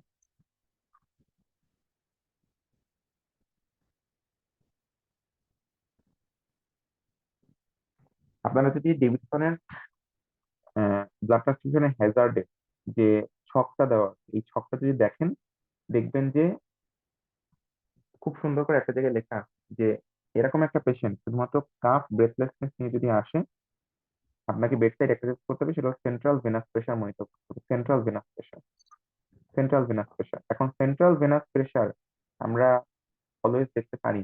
সেন্ট্রাল ভেনাস প্রেশার আমাদের কোনো মেশিন না, আমরা কি করতে পারি, জুগুলার ভেনাস প্রেশার দেখতে পারি। সেটা আমাদেরকে সেন্ট্রাল ভেনাস প্রেশারের একটা আলামত দিবে। আপনি লিখে আসবেন সেন্ট্রাল ভেনাস প্রেশার, তাহলে বেড সাইড ইনভেস্টিগেশন যেটা আপনি পারবেন, বেড সাইড যেটা করতে পারবেন সেটা হলো সেন্ট্রাল ভেনাস প্রেশারটাকে মেজার করতে পারবেন।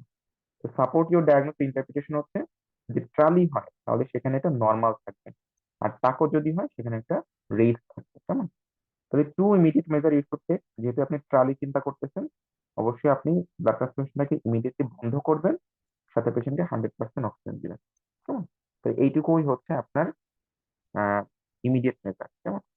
আচ্ছা, এখানে একটা জিনিস বলি, ব্লাড ট্রান্সফিউশন হ্যাজার্ডের যে ছকটা দেওয়া আছে আমাদের ডেভিডসনে, 100% অবশ্যই এখান থেকে সবগুলাই পড়ে যাবেন। প্রত্যেকটা কন্ডিশন কি হতে পারে, ব্যাকটেরিয়াল কন্টামিনেশন হতে পারে, অ্যালার্জিক রিয়াকশন হতে পারে, অ্যানাফিলাক্টিক রিয়াকশন হতে পারে, প্রত্যেকটা কিভাবে আপনি ডায়াগনোসিস করবেন, কিভাবে ম্যানেজ করবেন, এগুলো কিন্তু পরীক্ষায় আসে, এর আগেও পরীক্ষায় আসছিল।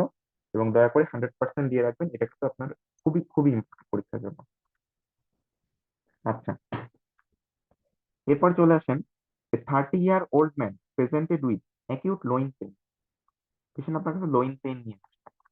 লোইন পেইন যখনই থাকে আমরা প্রিফারেবলি চিন্তা করি এটা মোস্ট প্রবাবলি কিডনি।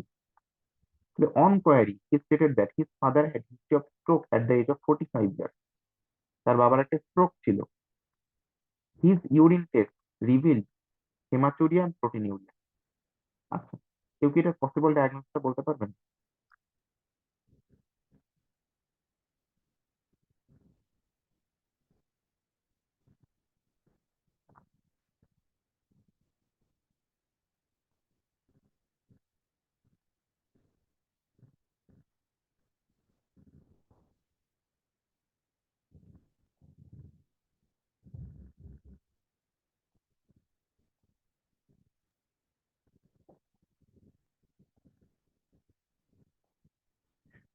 কেউ কি এটা পসিবল ডায়াগনোসিসটা বলতে পারবেন?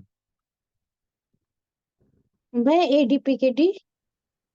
এডিপিকিডি, এক্সেলেন্ট, ও এক্সেলেন্ট। আচ্ছা, এখন আমাকে বলেন যে তার বাবার যে স্ট্রোকটা হয়েছিল কেন হয়েছিল? Subarachnoid haemorrhage. Subrenal pneumonia. আচ্ছা, এক্সেলেন্ট। তাহলে এই পেশেন্ট এখন আপনার কাছে আসছে অ্যাকিউট লোইন পেইন নিয়ে। মেনশন দ্য পসিবল ডায়াগনোসিস হচ্ছে autosomal dominant polycystic kidney disease, এবং তার মোড অফ ট্রান্সমিশন হচ্ছে অটোসোমাল ডমিনেন্ট। তার মানে ডায়াগনোসিসের ভিতরে এটা দেওয়া আছে। এখন mention 4 clinical sign will look for, তাহলে 4টা ক্লিনিক্যাল সাইন কি কি পেতে পারেন? এক নম্বরে কোনটা বলবেন? মেনশন 4 ক্লিনিক্যাল সাইন, 4টা ক্লিনিক্যাল সাইন। যেহেতু একটা অটোসোমাল ডমিনেন্ট পলিসিস্টিক কিডনি, তার মানে অবশ্যই আপনি একটা পালপেবল এবং পসিবলি ব্যালটেবল কিডনি পাবেন। পালপেবল এবং ব্যালটেবল কিডনি পাবেন, তাই তো? কিডনিতে কিন্তু এই অ্যাবডোমেনে কিন্তু আর কোনো কিছুই পাওয়ার খুব একটা চান্স নেই।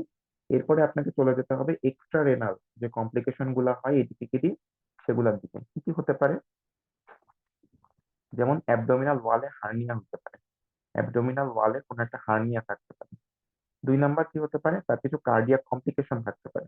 কার্ডিয়াক কমপ্লিকেশনের মধ্যে কি হতে পারে, যেমন তার মাইট্রাল রিপ্রেজেন্টেশন থাকতে পারে, অ্যাওর্টিক রিপ্রেজেন্টেশন থাকতে পারে, মাইট্রাল ভালভ কোলাপস থাকতে পারে, ঠিক আছে?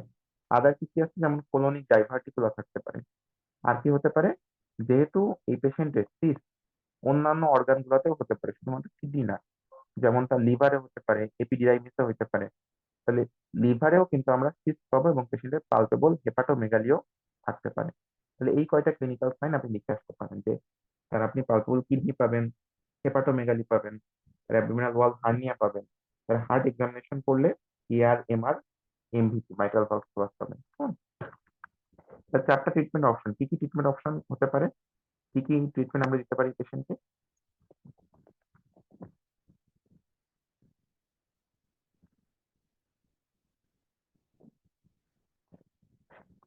4টা ট্রিটমেন্ট অপশন, কি কি ট্রিটমেন্ট দিতে পারি আমরা পেশেন্টকে?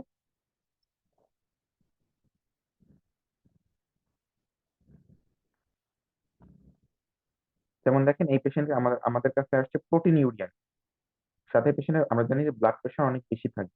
তাহলে এই দুইটা একটা পেশেন্ট যখন হাই ব্লাড প্রেশার থাকে, সাথে যখন প্রোটিনিউরিয়া থাকে, তাহলে কোন ড্রাগগুলোকে আমরা বেশি ইউজ করি? কোন এসি ড্রাগগুলোকে prefer? Inhibitor ACE inhibitor, ARB. ACE inhibitor, ARB. ARB. তাহলে প্রথম হচ্ছে আমি পেশেন্টকে এসি ইনহিবিটর, এআরবি দিব।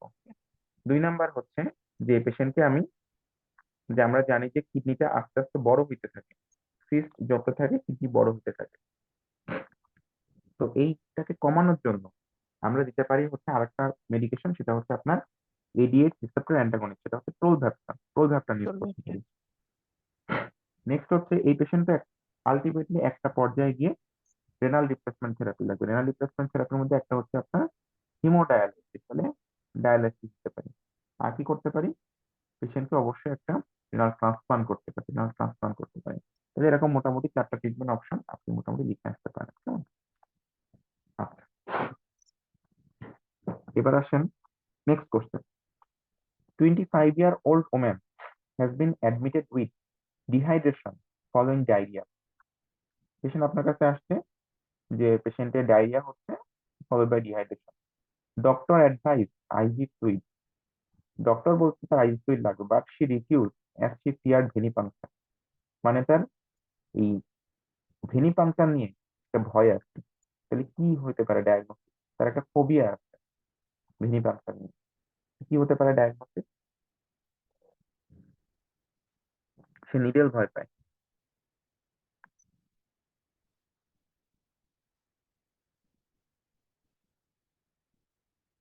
সে নিডেল ভয় পায়, তাহলে তার কি হতে পারে ডায়াগনোসিস?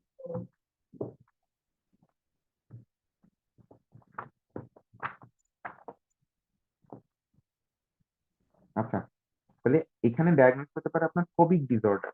ফোবিক ডিসঅর্ডার, তাই তো? ফোবিক অ্যাংজাইটি ডিসঅর্ডার মানে আমরা জানি যে আমাদের অ্যাংজাইটি ডিসঅর্ডারের মধ্যে 3 রকম আছে। একটা হতে পারে তার generalise anxiety disorder, panic disorder, phobic disorder.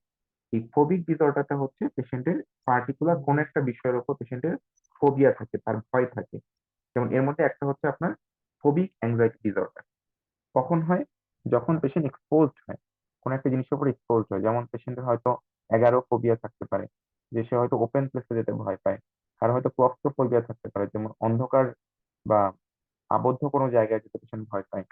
এরকম নিডল ফোবিয়া থাকতে পারে, যেখানে পেশেন্ট তাহলে ডায়াগনোসিস কি হবে? Phobic anxiety disorder. তাহলে how you differentiate it from two other differential? আর আদার কি কি ডিফারেন্সিয়াল হতে পারে অ্যাংজাইটি ডিসঅর্ডার? এটা হতে পারে প্যানিক ডিসঅর্ডার, আর হচ্ছে জেনারেলাইজ অ্যাংজাইটি ডিসঅর্ডার। তাহলে এই 2টা কন্ডিশন থেকে আপনি কিভাবে ডিফারেন্সিয়েট করবেন? ডেভিডসনে একটা সুন্দর করে বক্স দেওয়া আছে, 31.29, 31.29। এই বক্সের মধ্যে আপনার phobic disorder, panic disorder, general disorder, তিনটার কি কি ডিফারেন্সিয়েট, মানে কিভাবে আমি ডিফারেন্সিয়েট করবো, এটা সুন্দর করে লেখা। কষ্ট করে হইলো এটা খুব ভালো করে এখান থেকে পড়ে নিই, কেমন? যে আমি, যেমন ফোবিকটা হচ্ছে সিচুয়েশনাল, প্যানিকটা হচ্ছে প্যারাক্সিসমাল, আর জেনারেলটা হচ্ছে আপনার পারসিস্টেন্ট, কেমন? যখনই আপনার জেনারেল অ্যাংজাইটি ডিসঅর্ডার থাকবে, এটা সিমটম হবে পারসিস্টেন্ট, সব সময় থাকবে। প্যানিকটা হচ্ছে এপিসোডিক, মানে কোনো ট্রিগারিং ফ্যাক্টর ছাড়াই প্যানিক ডিসঅর্ডার শুরু হয়েছে। আর ফোবিকটা কেমন? যখন এক্সপোজার, মনে করেন সে একটা লিফটের মধ্যে ঢুকতেছে, তখন পেশেন্ট ভয় পাবে। একটা নিডেল পেশেন্টের, মানে নিডেল পেশেন্টকে ঢুকাইতে যাচ্ছে, তখন পেশেন্ট ভয় পাবে, মানে অন এক্সপোজার, কেমন? ডেভিডসন থেকে খুব সুন্দর করে এই বক্সটা আপনারা পড়ে ফেলবেন। এরপর আসুন, হঠাৎ treatment option for this condition. Treatment option কি কি? এই ট্রিটমেন্ট অপশন যে কোনো একটা সাইকিয়াট্রিক ডিসঅর্ডার, সাইকিয়াট্রিক যখনই কোশ্চেন লিখবেন, ট্রিটমেন্ট অপশন লিখবেন, প্রথমে 2টা ভাগে ভাগ করে নেবেন ট্রিটমেন্ট অপশন। একটা হতে পারে পেশেন্টের সাইকোলজিক্যাল ট্রিটমেন্ট, একটা হতে পারে পেশেন্টের, দেখেন, সাইকোলজিক্যাল ট্রিটমেন্ট। যে পেশেন্টকে অবশ্যই আপনি একটা সাইকোলজিক্যাল ট্রিটমেন্ট দিবেন, একটা ড্রাগ ট্রিটমেন্ট দিবেন। সাইকোলজিক্যাল ট্রিটমেন্টের মধ্যে কি কি আছে? একটা হচ্ছে রিল্যাক্সেশন, একটা হচ্ছে গ্রেডেড এক্সপোজার। এই গ্রেডেড এক্সপোজারটা হচ্ছে মেইনলি ইম্পর্টেন্ট হচ্ছে ফোবিক ডিসঅর্ডারের ক্ষেত্রে। মানে আপনি সরাসরি পেশেন্টকে নিডল ঢুকাইতে যাবেন না, পেশেন্টকে আপনি আস্তে আস্তে এক্সপোজ করবেন, এর ভয়টা আস্তে আস্তে আপনি কমাবেন। এটা হচ্ছে আপনার গ্রেডেড এক্সপোজার। সাথে অবশ্যই যে কোনো সাইকিয়াট্রিক ডিসঅর্ডার আসলে সাইকোলজিক্যাল ট্রিটমেন্টের মধ্যে কগনিটিভ বিহেভিয়ারাল থেরাপি একদম ফ্রি লিখে আসবেন, কেমন?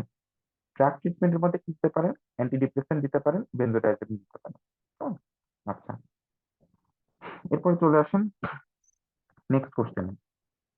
নেক্সট কোশ্চেন দেখেন কি আছে, 25 ইয়ার। আচ্ছা, একটা জিনিস আপনাদের একটু বলি, যে অবশ্যই আমাদের যে রিসেন্ট যে গাইডলাইন গুলা, স্পেশালি মনে করেন আবার টিবি গাইডলাইন, ডেঙ্গি গাইডলাইন, এই এই যে ন্যাশনাল যে গাইডলাইন গুলা, এগুলা একদম মুখস্থ করে ফেলবেন।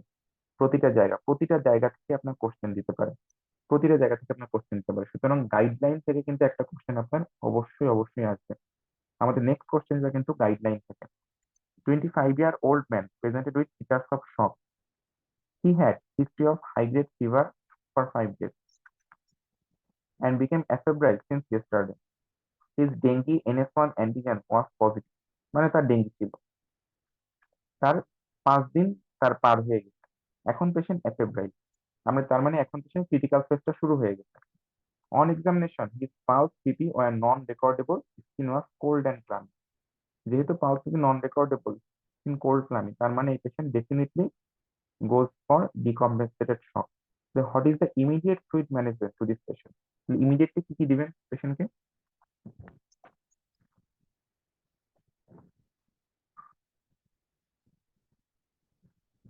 ইমিডিয়েটলি কি কি দিবেন পেশেন্টকে এই মুহূর্তে? বেশি পেশেন্টের পালস যদি নন রেকর্ডেবল,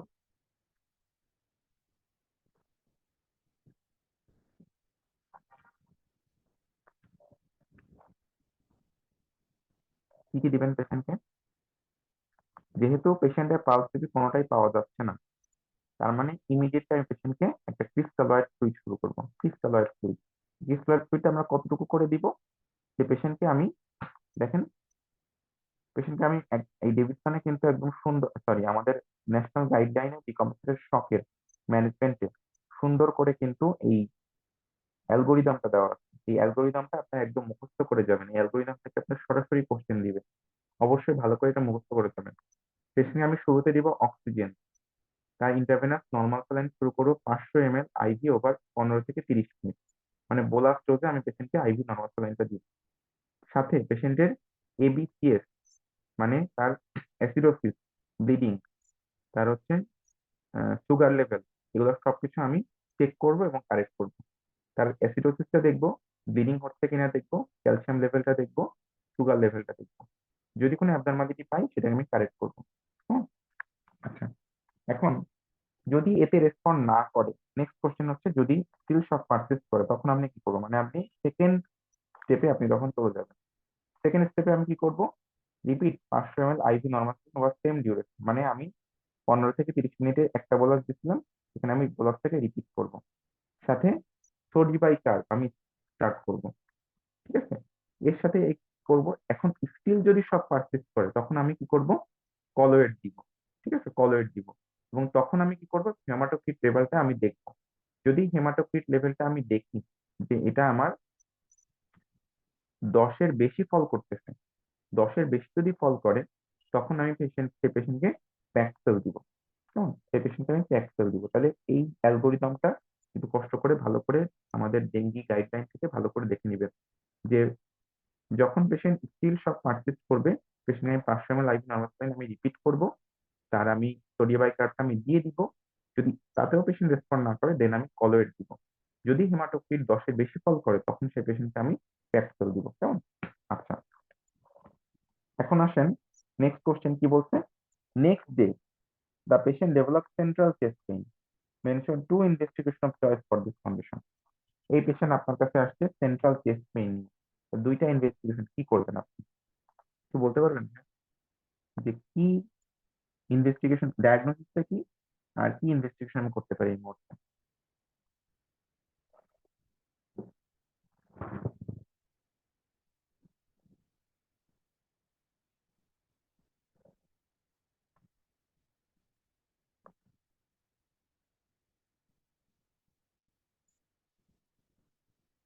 একটা ডেঙ্গি পেশেন্ট আপনার কাছে সেন্ট্রাল চেস্ট পেইন নিয়ে আসে, তাহলে কি কি হতে পারে?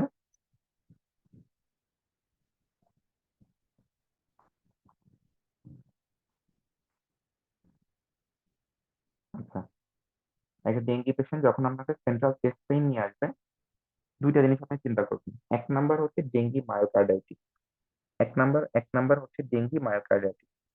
আর 2 নাম্বার হতে পারে এটা অ্যাকুট মার্কার ইনফ্রাকশন যেটা, কেমন? আচ্ছা, এখন ইনভেস্টিগেশনে আপনাকে চাইছে ইনভেস্টিগেশন।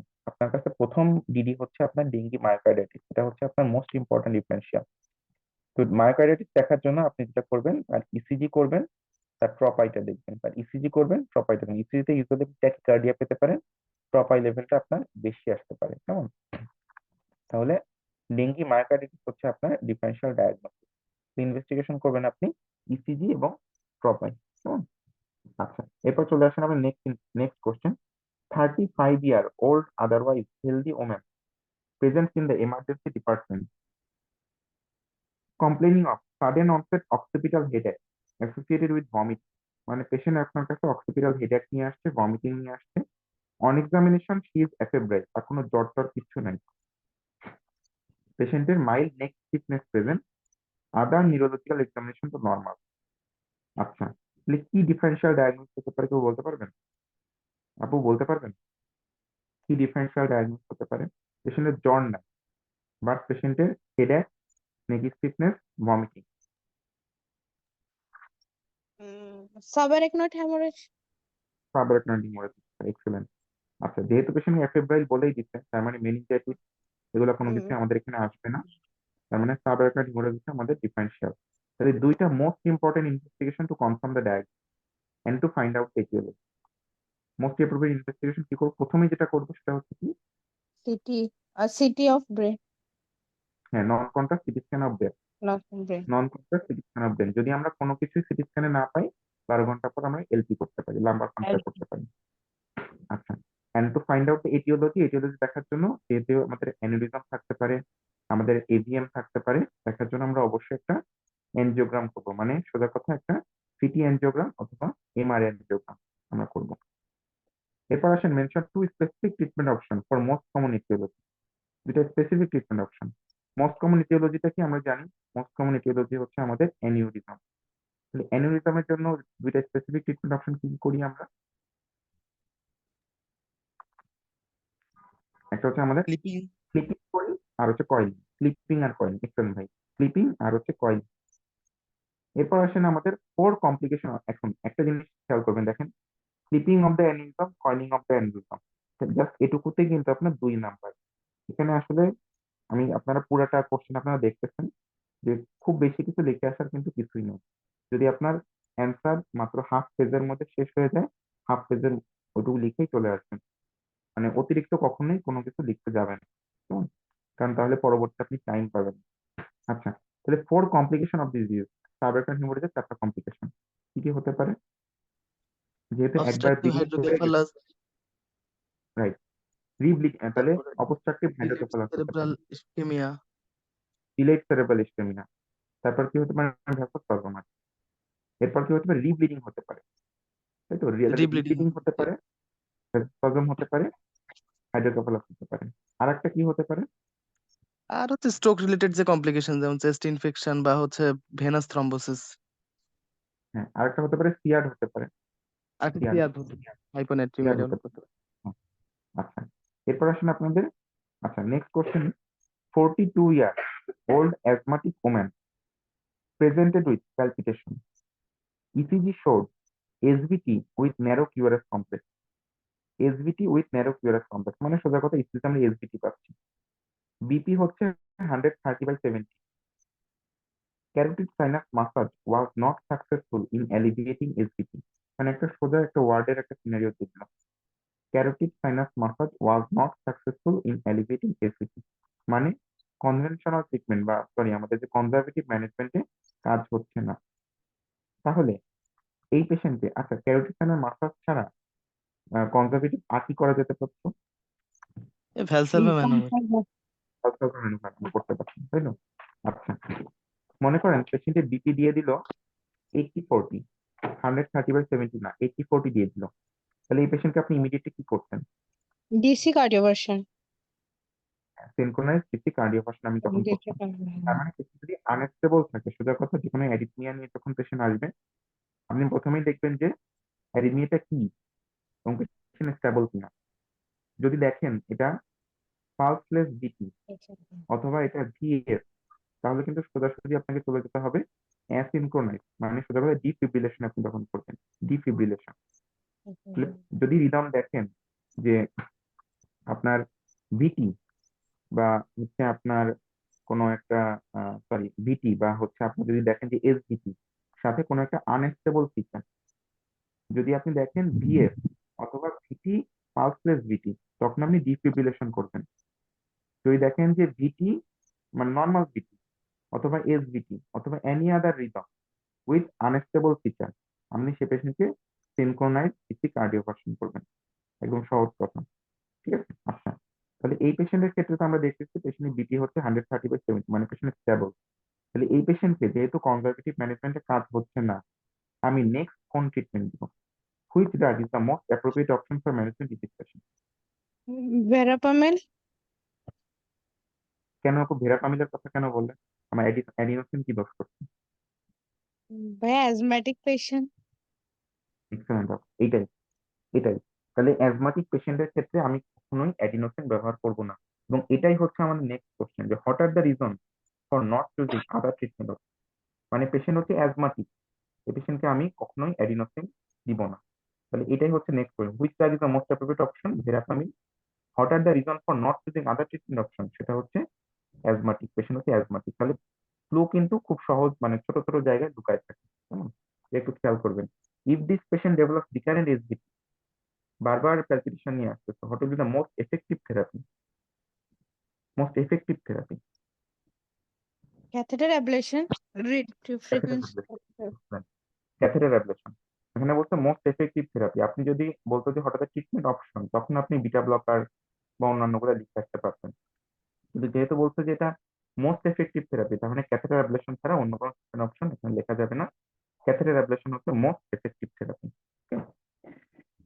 আচ্ছা, এরপর আসেন next question. The wife of A 55-year-old man ব্রট him to the physician because of snoring at night, রাতের বেলা নাক ডাকে। She also complains that her husband always feels drowsy during the day.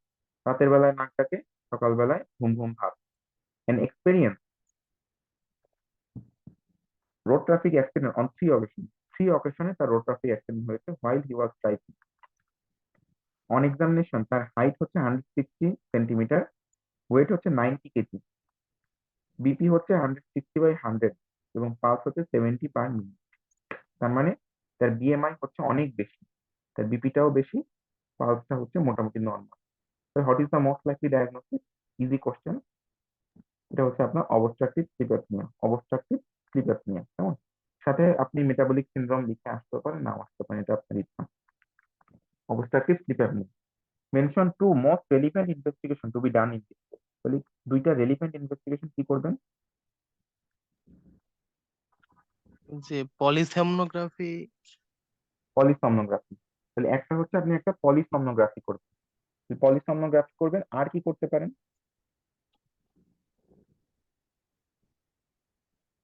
এটা কি লিপিড প্রোফাইল? লিপিড প্রোফাইল করে কি এখানে খুব একটা লাভ হবে? রিলেভেন্ট বলছে কি মানে এর তাহলে তো ক্ষেত্রে ডায়াবেটিস টেস্ট করতে হবে, লিপিড প্রোফাইলও করে আসতে হবে, আরো অনেক কিছু করতে হবে। আচ্ছা, আরেকটা জিনিস করতে পারি আমরা, এবিজি করতে পারি, আর্টেরিয়াল ব্লাড টেস্ট। মর্নিং এ এবিজিটা করতে পারি। কেন করতে পারি? যদি আপনার এবিজিতে আপনি দেখেন যে পেশেন্টের রেসপিরেটরি অ্যাসিডোসিস ডেভেলপ করে গেছে, তখন কিন্তু সেই পেশেন্টের ক্ষেত্রে আমাদের ডায়াগনোসিসটা কিছুটা চেঞ্জ হয়ে যাবে। সেটা হচ্ছে আপনার ওবেসিটি হাইপোভেন্টিলেশন সিনড্রোম, তখন ডায়াগনোসিসে চলে আসতে পারে। এই জন্য আরেকটা যদি রেলিভেন্ট ইনভেস্টিগেশন করেন, সেটা হতে পারে আপনার এবিজি, যে পেশেন্টের আপনি রেসপিরেটরি অ্যাসিডোসিস ডেভেলপ করতেছে কিনা, কেমন? আচ্ছা, এবার আসেন mention two most important management option for this case. যেহেতু আমার পেশেন্ট ওবেস, তাহলে মোস্ট ইম্পর্টেন্ট ম্যানেজমেন্ট অপশন কি হতে পারে?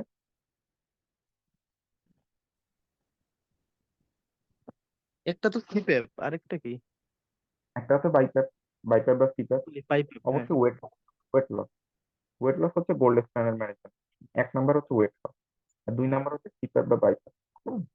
আচ্ছা, যদি 3টা ম্যানেজমেন্ট অপশন আসতো, তখন আপনি হয়তো এই যে ম্যান্ডিবুলার ডিভাইসের কথা লিখে আসতে পারতেন, কেমন? তাহলে 1 নম্বর হচ্ছে ওয়েট লস, 2 নম্বর হচ্ছে বাইপ্যাপ বা সিপ্যাপ। এবার চলে আসেন আমাদের লাস্ট পেজের question. 67-year-old woman presented with drowsiness for last 6 hours. Patient গত 6 ঘন্টা যাবত ঘুম ঘুম ভাব। She had history of major depressive disorder for which she was taking amitriptyline. Patient amitriptyline 5. She is hypertensive for which she takes amlodipine, atenolol, and also taking metformin for diabetes. On examination, her pulse 80 beats per minute, BP normal, no sign of dehydration or edema. মানে তার ডিহাইড্রেশনও নাই, তার ইডেমাও নাই। ভালো করে খেয়াল করেন, তার ডিহাইড্রেশনও নাই, তার ইডেমাও নাই। জিসিএস 7/15, মানে পেশেন্টের অবস্থা খুবই খারাপ। Other physical examination reveals no abnormality. ইনভেস্টিগেশনে দেখেন আরবিএস 7.8, আরবিএস নর্মাল। তার মানে তার ড্রাউজিনেসের কারণ not hypoglycaemia. Serum creatinine 1 milligram per decilitre, তার মোটামুটি রেনাল ফাংশনও ভালো আছে। সোডিয়াম দেখেন 120, পটাশিয়াম 3.64, ক্লোরাইড হচ্ছে 87। What is your diagnose? কি ডায়াগনোস বলবেন? সিয়াদ, কেন কেন সিয়াড, কেন সিয়াড? she is getting amitriptyline, SSRI পাচ্ছে। হ্যাঁ, অ্যামিটিপ্টাইলিন। তাহলে অ্যামিটিপ্টাইলিনটা হচ্ছে আমাদের সিয়াড করতে পারে। এখানে আমাদের কোশ্চেনের ভিতরে সবগুলা ক্লু দেওয়া আছে, যেমন নো সাইন অফ ডিহাইড্রেশন আর ইডেমা, মানে তার যে হাইপোনাট্রিমিয়াটা হয়েছে, it's not Euvolemic. Hypovolaemic hyponatraemia, not hypervolaemic hyponatraemia, it's euvolaemic hyponatraemia, এটাই তারা বোঝাতে চাচ্ছে। এখন এই ইউভলেমিক হাইপোনাট্রিমিয়ার একটা মোস্ট ইম্পর্টেন্ট কারণ হচ্ছে সিয়াড, তাই তো? সিয়াড, এই সিয়াডের একটা ক্লু, মানে কারণ কি হতে পারে, কারণও এখানে আমাদের দেওয়া হচ্ছে, সেটা হচ্ছে অ্যামিডিপ্টাইলিন। তাহলে what is your diagnosis? Diagnosis হচ্ছে আমাদের severe hyponatraemia, possibly due to syndrome of inappropriate ADH বা CR. Mention 4 other investigation you will do to establish a diagnosis, মানে CR establish করার জন্য আদার যে ইনভেস্টিগেশন গুলো লাগে সেগুলো আমরা এখন করবো। কি কি ইনভেস্টিগেশন করতে পারি আমরা জানি, ডেভিডসনে খুব সুন্দর করে একটা বক্স দেওয়া আছে আমাদের সিআর এর। এই সিআর আমাদের আমাদের যে ইলেকট্রোলাইটের চ্যাপ্টার আছে সেখানে সিআর এর একটা বক্স দেওয়া আছে, সেই বক্সের ভিতরে আমাদের এই ইনভেস্টিগেশন গুলো লেখা আছে। মানে সোজা কথা, আমরা পেশেন্টের serum sodium, serum osmolarity, urinary sodium, urinary osmolarity, এগুলো আমরা দেখবো। এর সাথে আমরা আর কি করবো, পেশেন্টের ইউরিয়া, ইলেকট্রোলাইট, ক্রিয়েটিনিন লেভেলটা দেখবো, এবং পেশেন্টের অ্যাড্রেনাল ফাংশন, থাইরয়েড ফাংশন, এগুলো আমরা পেশেন্টের দেখবো। ঠিক আছে, তাহলে 4 আদার ইনভেস্টিগেশনের মধ্যে এগুলো আমাদের চলে আসবে।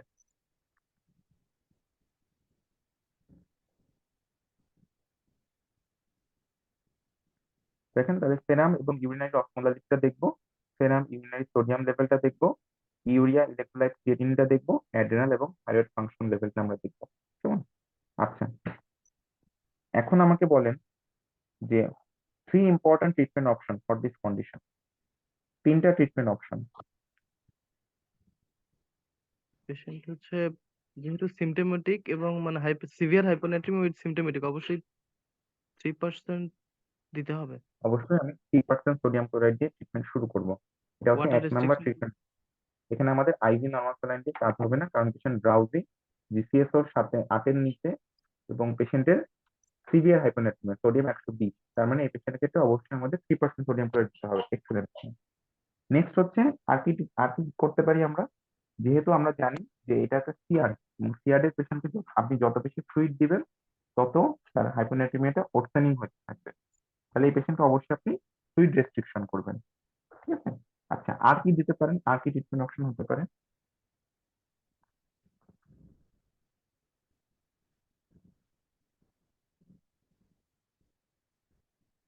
যেহেতু একটা এডিএইচ বেশি এখানে আমাদের, তাহলে এডিএইচটাকে কমানো যায়। হ্যাঁ, রাইট, তাহলে এডিএইচ রিসেপ্টর অ্যান্টাগনিস্ট বা টলভ্যাপটান আমরা তখন ব্যবহার করতে পারি। কেমন? আচ্ছা, এই তিনটা মোটামুটি ট্রিটমেন্ট অপশন। 3% সোডিয়াম ক্লোরাইড আমরা দিব, আমরা ওয়াটার রেস্ট্রিকশন করব, আর একটা হচ্ছে পেশেন্টের আমরা টলভ্যাপটান দিতে পারি। নেক্সট হচ্ছে আপনার আসেন 25-year-old man presented with severe abdominal pain. He had history of 4 episodes of similar attack, which was managed conservatively in hospital. Besides this, he had repeated history of facial swelling, which used to resolve spontaneously. His father used to suffer from similar problems for many years. What is the most likely clinical diagnosis? কি হতে পারে? Hereditary দেখেন, angioedema. Recurrent abdominal pain, recurrent facial swelling, সাথে তার family history positive, তাই তো?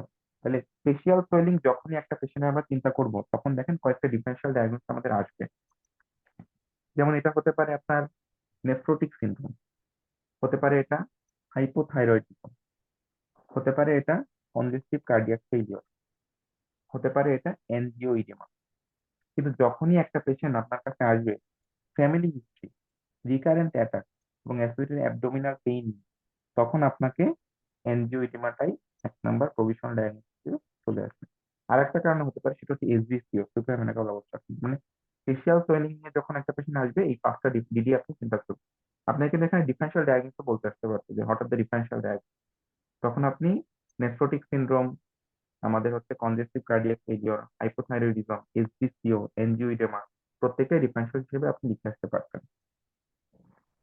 এরপরে চলে আসেন, মেনশন ওয়ান ফ্যাটাল কমপ্লিকেশন। একটা কমপ্লিকেশন যেটা মানে রোগকে মেরে ফেলতে পারে, কি হতে পারে? রেসপিরেটরি ট্র্যাক্ট মানে অবস্ট্রাকশন, মানে ল্যারেঞ্জিয়াল অবস্থা, laryngeal laryngeal oedema, obstruction. Laryngeal oedema হয়ে পেশেন্ট হচ্ছে মারা যেতে পারে। তাহলে একটা কনফার্মেটরি টেস্ট কি করতে পারি? যে একটা কনফার্মেটরি টেস্ট আমরা বলি C1 স্টারেজ C1 লেভেল নাকি? স্টারেজ ইনহিবিটর। C1 স্টারেজ ইনহিবিটর লেভেলটা দেখে আমরা কনফার্ম করতে পারি।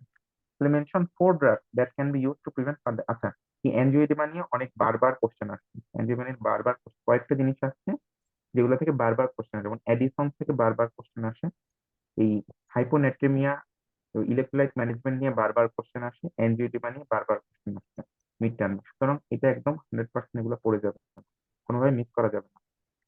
তাহলে 4 drugs that can use to prevent further attack. Davidson এবং 4টা ড্রাগের কথাই লেখা আছে, এই 4টা ড্রাগই আপনারা লিখে আসবেন, একদম একটু মুখস্থ করে যাবেন, কারণ নামগুলো একটু অদ্ভুত। যেমন একটা হতে পারে recombinant C1 inhibitor, recombinant C1 inhibitor. 2 নম্বর হচ্ছে ইকাটিব্যান্ড, ইকাটিব্যান্ড। 3 নম্বর হচ্ছে ক্রায়োপ্রিসিপিটেট। আর 4 নম্বর হচ্ছে ফ্রেশ ফ্রোজেন প্লাজমা। ঠিক আছে, এগুলো একটু মুখস্থ করে যাবেন, এগুলা সহসা মনে থাকে না, কষ্ট করে একটু মনে রাখার চেষ্টা করবেন। Recombinant C1 inhibitor, icatibant, cryoprecipitate, fresh frozen plasma. এরপরে চলে আসেন আমাদের 25-year-old woman with prolong pyrexia. তার মানে পেশেন্ট একটা অনেক দিন জ্বর নিয়ে আসছে, প্রেজেন্ট উইথ লেফট সাইডে হেমিপ্লেজিয়া, মানে একটা স্ট্রোকের patient. Since yesterday she had a past history of prosthetic mitral valve replacement 2 years back। তার মানে তার একটা প্রস্থেটিক ভালভ আছে। ইউরিন এক্সামিনেশন রিভিল হেমাচুরিয়া, যে ইউরিনে তার হেমাচুরিয়া পাওয়া যাচ্ছে। তাহলে একটা প্রস্থেটিক ভালভের পেশেন্ট যখন আপনার কাছে প্রলং পাইরেক্সিয়া নিয়ে আসবে, তখন 1 নম্বর ডিফারেন্সিয়াল ডায়াগনোসিস কি হতে পারে? ইনফেক্টিভ এন্ডোকার্ডিটিস। ইনফেক্টিভ এন্ডোকার্ডিটিস। T3 ইনভেস্টিগেশন, কি কি ইনভেস্টিগেশন করবেন? তাহলে আমাদের মনে করবেন হচ্ছে আমাদের ওই যে ক্রাইটেরিয়া যেটা দেওয়া ছিল, ক্রাইটেরিয়ার মধ্যে মেজর ক্রাইটেরিয়া কি ছিল? মেজর ক্রাইটেরিয়ার মধ্যে ছিল হচ্ছে একটা হলো ব্লাড কালচার, আর একটা ছিল ইকো। ট্রান্সথোরাসিক হতে পারে, ট্রান্সইসোফেজিয়াল হতে পারে। তাহলে ব্লাড কালচার মেইনলি দেখবেন হচ্ছে ট্রান্সইসোফেজিয়াল, কারণ ভেজিটেশন গুলা সবথেকে ভালো বোঝা যাচ্ছে ট্রান্সইসোফেজিয়াল ইকোতে। আচ্ছা, এই ব্লাড কালচার শুধু ব্লাড কালচার লিখে আসবেন না, লিখে আসবেন according to infective endocarditis protocol. According to infective endocarditis protocol. এই ইনফেক্টিভ এন্ডোকার্ডিটিস কিন্তু একটা প্রোটোকল আছে, সেই অনুযায়ী যদি আমরা ব্লাড কালচার না দিই, তাহলে কিন্তু আমরা অর্গানিজম আইডেন্টিফাই করতে পারবো না। তাহলে ব্লাড কালচার প্রোটোকলটা কি? যে অ্যাটলিস্ট 3টা ব্লাড কালচার আমি পাঠাবো, অ্যাটলিস্ট 3টা ব্লাড কালচার, এবং অ্যাটলিস্ট 1 hour অ্যাপার্ট। মানে আপনি যদি 12টার সময় একটা দেন, পরেরটা আপনি 1টার পরে দিবেন, নেক্সটটা দিবেন আরো 1 ঘন্টা পরে, আর তারপরটা দিবেন আরো 1 ঘন্টা পরে, মানে টোটাল 3টা ব্লাড কালচার দিবেন অ্যাটলিস্ট 1 hour অ্যাপার্ট। কেমন? এবং এই যে ব্লাড কালচার গুলো নিবেন, সবটা কি একটা সাইড থেকে নিবেন? সবগুলো কিন্তু একটা সাইড থেকে নেওয়া যাবে না, আপনাকে ডিফারেন্ট জায়গা থেকে ভেনি পাংচার করতে হবে। মনে করেন একটা করলেন রাইট অ্যান্টিকিউবিটাল ভেইনে, পরেরটা করলেন আপনার লেফট অ্যান্টিকিউবিটাল ভেইনে, তারপরটা নিলেন মনে করেন পায়ের থেকে নিলেন। ঠিক আছে, মানে ডিফারেন্ট সাইড থেকে আপনাকে 3টা ব্লাড কালচার পাঠাতে হবে অ্যাটলিস্ট 1 hour অ্যাপার্ট। কেমন? আচ্ছা, এরপর আসেন আপনার আরেকটা কি ইনভেস্টিগেশন করতে পারেন, আপনি একটা কমপ্লিট ব্লাড কাউন্ট করতে পারেন, যেহেতু হিমাচুরি আসছে ইউরিনে, একটা ইউরিন অ্যাড করতে পারেন। এরপর আসেন যে most suitable empirical antibiotic therapy with dose schedule for the condition. Most suitable empirical antibiotic therapy, এখানে মনে রাখবেন এটা কিন্তু মানে অ্যান্টিবায়োটিক ইনফেক্টিভ এন্ডোকার্ডিটিসের যে অ্যান্টিবায়োটিক গুলো আছে, এটা দেখবেন একটা বক্স দেওয়া আছে রেভিশন, সুন্দর করে একটা বক্স দেওয়া আছে। এই বক্সের ভিতরে যে ট্রিটমেন্ট অপশন গুলো লেখা আছে এগুলো কিন্তু after diagnosis of organism, after diagnosis of organism. এই বক্সের আগের পেজে নিচের দিকে দেখবেন লেখা আছে empirical antibiotic therapy, empirical antibiotic therapy. এই এম্পিরিক্যাল অ্যান্টিবায়োটিক থেরাপির ব্যাপারে কিন্তু কথা আছে যে এম্পিরিক্যাল অ্যান্টিবায়োটিক এটা কি আপনি প্রস্থেটিক ভালভ আছে নাকি না। এখানে কিন্তু কয়েকটা জিনিস আপনাকে মাথায় রাখতে হবে যে এটা কি আপনার সাব অ্যাকিউট প্রেজেন্টেশন নাকি এটা অ্যাকিউট প্রেজেন্টেশন, এটা কি আপনার প্রস্থেটিক ভালভ আছে নাকি প্রস্থেটিক ভালভ নাই। যেহেতু আপনার এখানে প্রস্থেটিক ভালভ আছে তাহলে কিন্তু আপনাকে ট্রিটমেন্ট অপশনটা এভাবে লিখতে হবে। দেখেন, vancomycin 1 gram twice daily plus gentamicin 1 milligram per KG twice daily plus rifampicin 600 milligram twice daily for 6 weeks. মনে রাখবেন কত উইকস লিখতেছেন এটাও কিন্তু আপনার ইম্পর্টেন্ট। যদি আপনার নেটিভ ভালভ হয়, নর্মাল ভালভ, তাহলে সেক্ষেত্রে কিন্তু 4 সপ্তাহ। যদি আপনার প্রস্থেটিক ভালভ হয় সেক্ষেত্রে কিন্তু 6 সপ্তাহ। মনে রাখবেন যে এই কত মানে প্রস্থেটিক ভালভ আছে কি নাই, এটা কি অ্যাকিউট প্রেজেন্টেশন আর সাব অ্যাকিউট প্রেজেন্টেশন, এগুলো চিন্তা করে কিন্তু ট্রিটমেন্ট অপশনটা লিখে আসবেন। ঠিক আছে? এটা একদম স্টার দিয়ে আপনি ট্রিটমেন্ট অপশনটা মুখস্থ করে রাখবেন ডোজ শিডিউল সহ। যেহেতু এখানে ডোজ শিডিউল সহ চাইছে, তার মানে আরো কয়েকটা জায়গায় আপনি ডোজ শিডিউলটা ভালো করে পড়বেন। যেমন একটা হচ্ছে মেনিনজাইটিসের ট্রিটমেন্ট প্রোটোকল, একটা মানে আমাদের মিড টার্মের জন্য মেইনলি যে প্রোটোকল, অ্যান্টিবায়োটিক প্রোটোকল পড়তে হয় মেইনলি দুইটার, একটা হচ্ছে মেনিনজাইটিসের জন্য আর একটা হচ্ছে ইনফেক্টিভ এন্ডোকার্টাইটিসের জন্য। এই দুটা স্টার দিয়ে লিখে রাখুন যে মেনিনজাইটিস আর একটা হচ্ছে ইনফেক্টিভ এন্ডোকার্টাইটিস, এই দুইটার কিন্তু বক্স দেওয়া আছে যে এম্পিরিক্যাল ট্রিটমেন্ট আমি কি দিব। এই দুইটা ক্ষেত্রে আপনি ডোজ শিডিউল সহ এম্পিরিক্যাল ট্রিটমেন্টটা পড়ে যাবেন। কেমন? আচ্ছা, নেক্সট কোশ্চেন হচ্ছে কি কোথায় কোথায় আপনি সার্জারি করবেন। সার্জারির জন্য একটা বক্স দেওয়া আছে রিভিশনে, কখন কখন সার্জারি করবেন, যেমন heart failure due to valve damage, failure of antibiotic therapy, large vegetation অথবা previous evidence of systemic emboli. 6টা ক্রাইটেরিয়া দেওয়া আছে, তার মধ্যে যে কোনো 4টা আপনি মুখস্থ করে যাবেন। হুম। এরপর চলে আসেন আমাদের নেক্সট কোশ্চেনে, আমরা প্রায় শেষের দিকে। 45-year-old man presented with the complaints of low back pain for 6 months. 6 মাস লো ব্যাক পেইন নিয়ে একটা male patient. He also complains of pain and swelling of the left knee, left ankle and right elbow joint for the same duration. মানে patient আপনার কাছে আসছে লো back pain, পিঠে ব্যথা, কোমরে ব্যথা, তার pain and swelling of the left নি, লেফট অ্যাঙ্কেল এবং right elbow joint. What is your clinical diagnosis? কি ক্লিনিক্যাল ডায়াগনোসিস আপনি এখানে বলে আসবেন?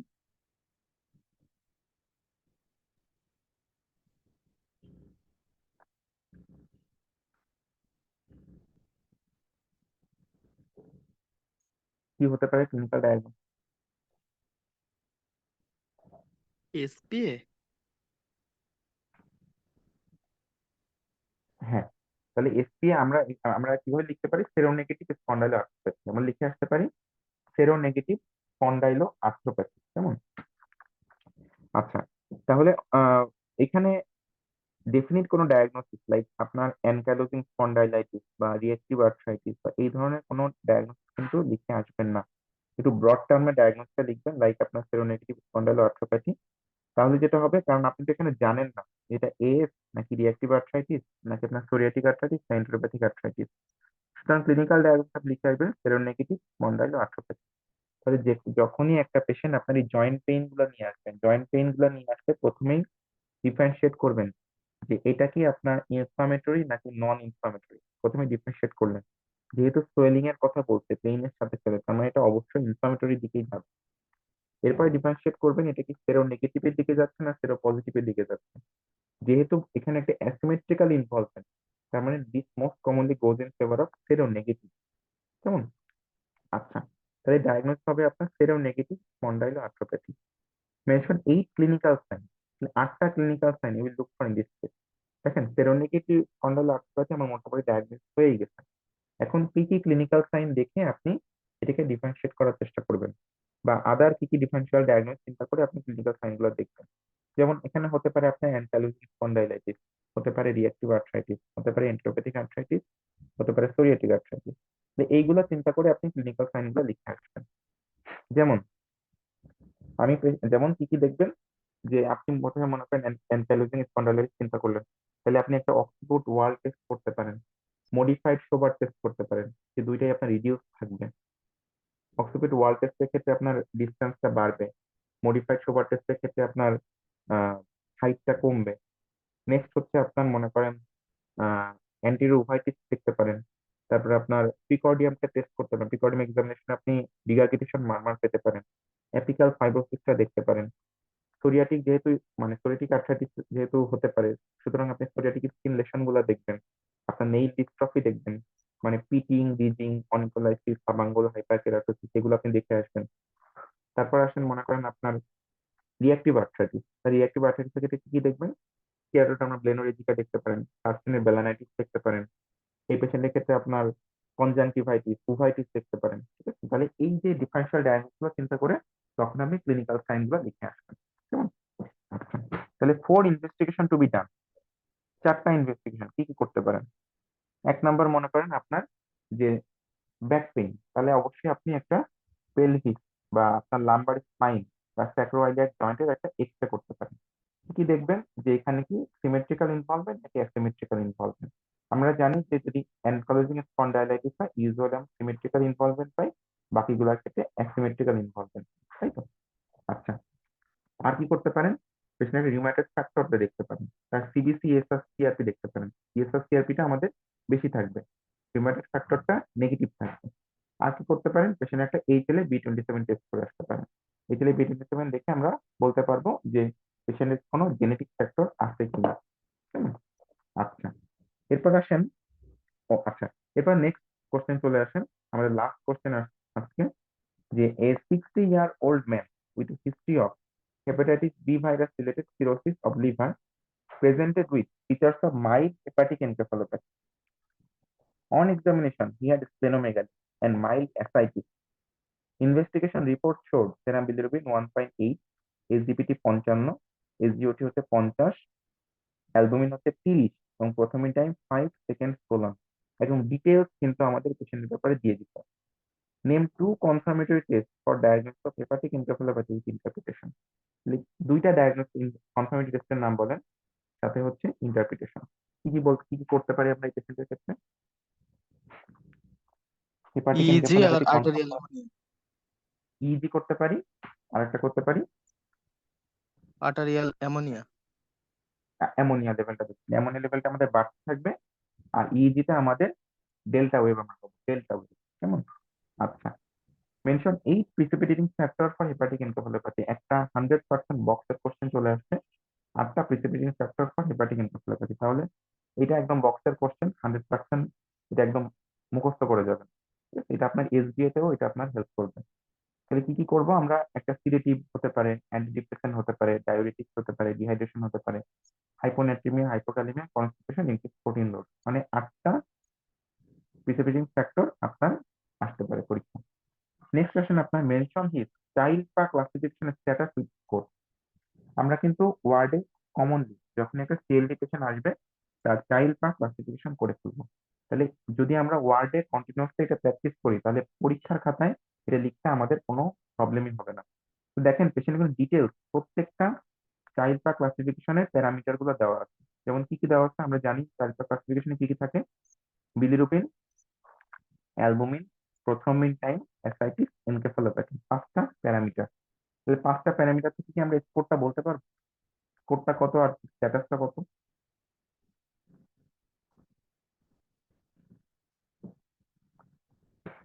যেমন দেখেন পেশেন্টের মাইল্ড এনকেফালোপ্যাথি, মাইল্ড অ্যাসাইটিস, তাহলে দেখেন যখন কোনো এনকেফালোপ্যাথি কোনোটাই থাকবেন তখন সেটা 0, যদি মাইল্ড থাকে তাহলে সেটা 1, আর যদি মার্ক থাকে তাহলে সেটা 2। তাহলে দেখেন মাইল্ড অ্যাসাইটিস আর মাইল্ড এনকেফালোপ্যাথি, তাহলে এখানে আমাদের 1 1 2 হয়ে গেল। ঠিক আছে, নেক্সট আসেন বিলিরুবিন 1.8। মনে রাখবেন যদি বিলিরুবিন 2 এর নিচে থাকে, 1.2 থেকে 3 এর মধ্যে থাকে, 2.3 এর বেশি থাকলে সরি, যদি যদি আমাদের এখানে 2 এর নিচে থাকে তাহলে 1.2 to 3 এর মাঝখানে থাকলে হচ্ছে 2 এর নিচে থাকলে 0, 2 to 3 এর মাঝখানে থাকলে 1, আর হচ্ছে 3 এর উপরে থাকলে 2। কেমন? তাহলে 1.8 মানে হচ্ছে আমাদের 0। এরপরে আসেন আমাদের অ্যালবুমিন 30। অ্যালবুমিন যখন 30 থাকবে তখন আমরা কেউ হিসাব করব, এটা হচ্ছে আমাদের 28 থেকে 35। যদি 28 এর নিচে থাকে তাহলে এটা হচ্ছে আমাদের 0, যদি 28 থেকে 35 এর মধ্যে থাকে তাহলে এটা 2, 1, আর 35 এর উপরে থাকলে হচ্ছে 2। কেমন? আচ্ছা, তাহলে এইভাবে যদি আপনি হিসাব করেন তাহলে মোটামুটি টাইপ বা ক্লাসিফিকেশনে আসবে আপনার হচ্ছে মডারেট, মডারেট, এবং স্কোর আসবে হচ্ছে আপনার 9। স্কোর আসবে আপনার হচ্ছে কত? 9। তাহলে চাইল্ড পা হচ্ছে এটা আসবে আপনার গ্রেড বি, স্কোর আসবে আপনার 9। তো আচ্ছা, তো এইভাবে মূলত আপনি চাইল্ড পা স্কোরিংটা করে ফেলবেন। কেমন? আচ্ছা, এবার একটু জিজ্ঞাসা করি যে আমাদের এই 20টা কোশ্চেনের মধ্যে কারো কি কোনো কোশ্চেন আছে কিনা বা কোনো কিছু জানার আছে কিনা?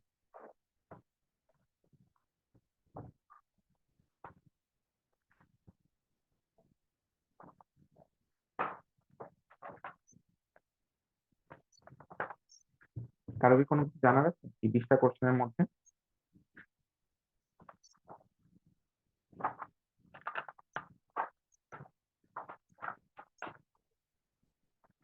ওকে, তাহলে আশা করি আহ কারো কোনো কিছু জানার নেই। তো তাহলে মোটামুটি আমাদের আজকের যে এসিকিউ সলভ সেশন, এরপরে আমাদের আগামীকালকে অস্কি এবং অস্কি এটা সলভ সেশন নেবেন ডক্টর জুবাইর মেসা। আগামীকাল 6টার সময় এই সলভ সেশনটা হবে। এই সলভ সেশন গুলো আপনারা অবশ্যই একটু করবেন, কারণ যদি সলভ সেশন না করেন তাহলে কোশ্চেনের সম্বন্ধে আপনাদের আইডিয়া হবে না এবং কিভাবে পড়তে হবে এটা সম্বন্ধে আপনাদের আইডিয়া হবে না। সুতরাং সলভ সেশন গুলো অবশ্যই আপনারা কষ্ট করে হলেও পড়বেন। এটা আপনাদের ইন ফিউচারে এটা আপনাদের পড়তে আপনাদের অনেক হেল্প করবে। আর সাথে সাথে আরেকটা অ্যানাউন্সমেন্ট আমি বলেই দিই যে আমাদের এই ক্লাসের সাথে সাথে আমাদের FCS mid term medicine regular ব্যাচের ক্লাসও শুরু হয়ে গেল। আপনারা যদি কেউ ইন্টারেস্টেড হন এনরোল করার জন্য সিনাপ মেডিকেল একাডেমির অফিসে অবশ্যই যোগাযোগ করবেন। তো থ্যাংক ইউ। যদি কোনো কোশ্চেন থাকে কমেন্ট, আপনারা আমাদের যে ফেসবুক পোস্টে কমেন্ট বক্সেও আপনারা কোশ্চেন করতে পারেন। তো thank you, thanks to all.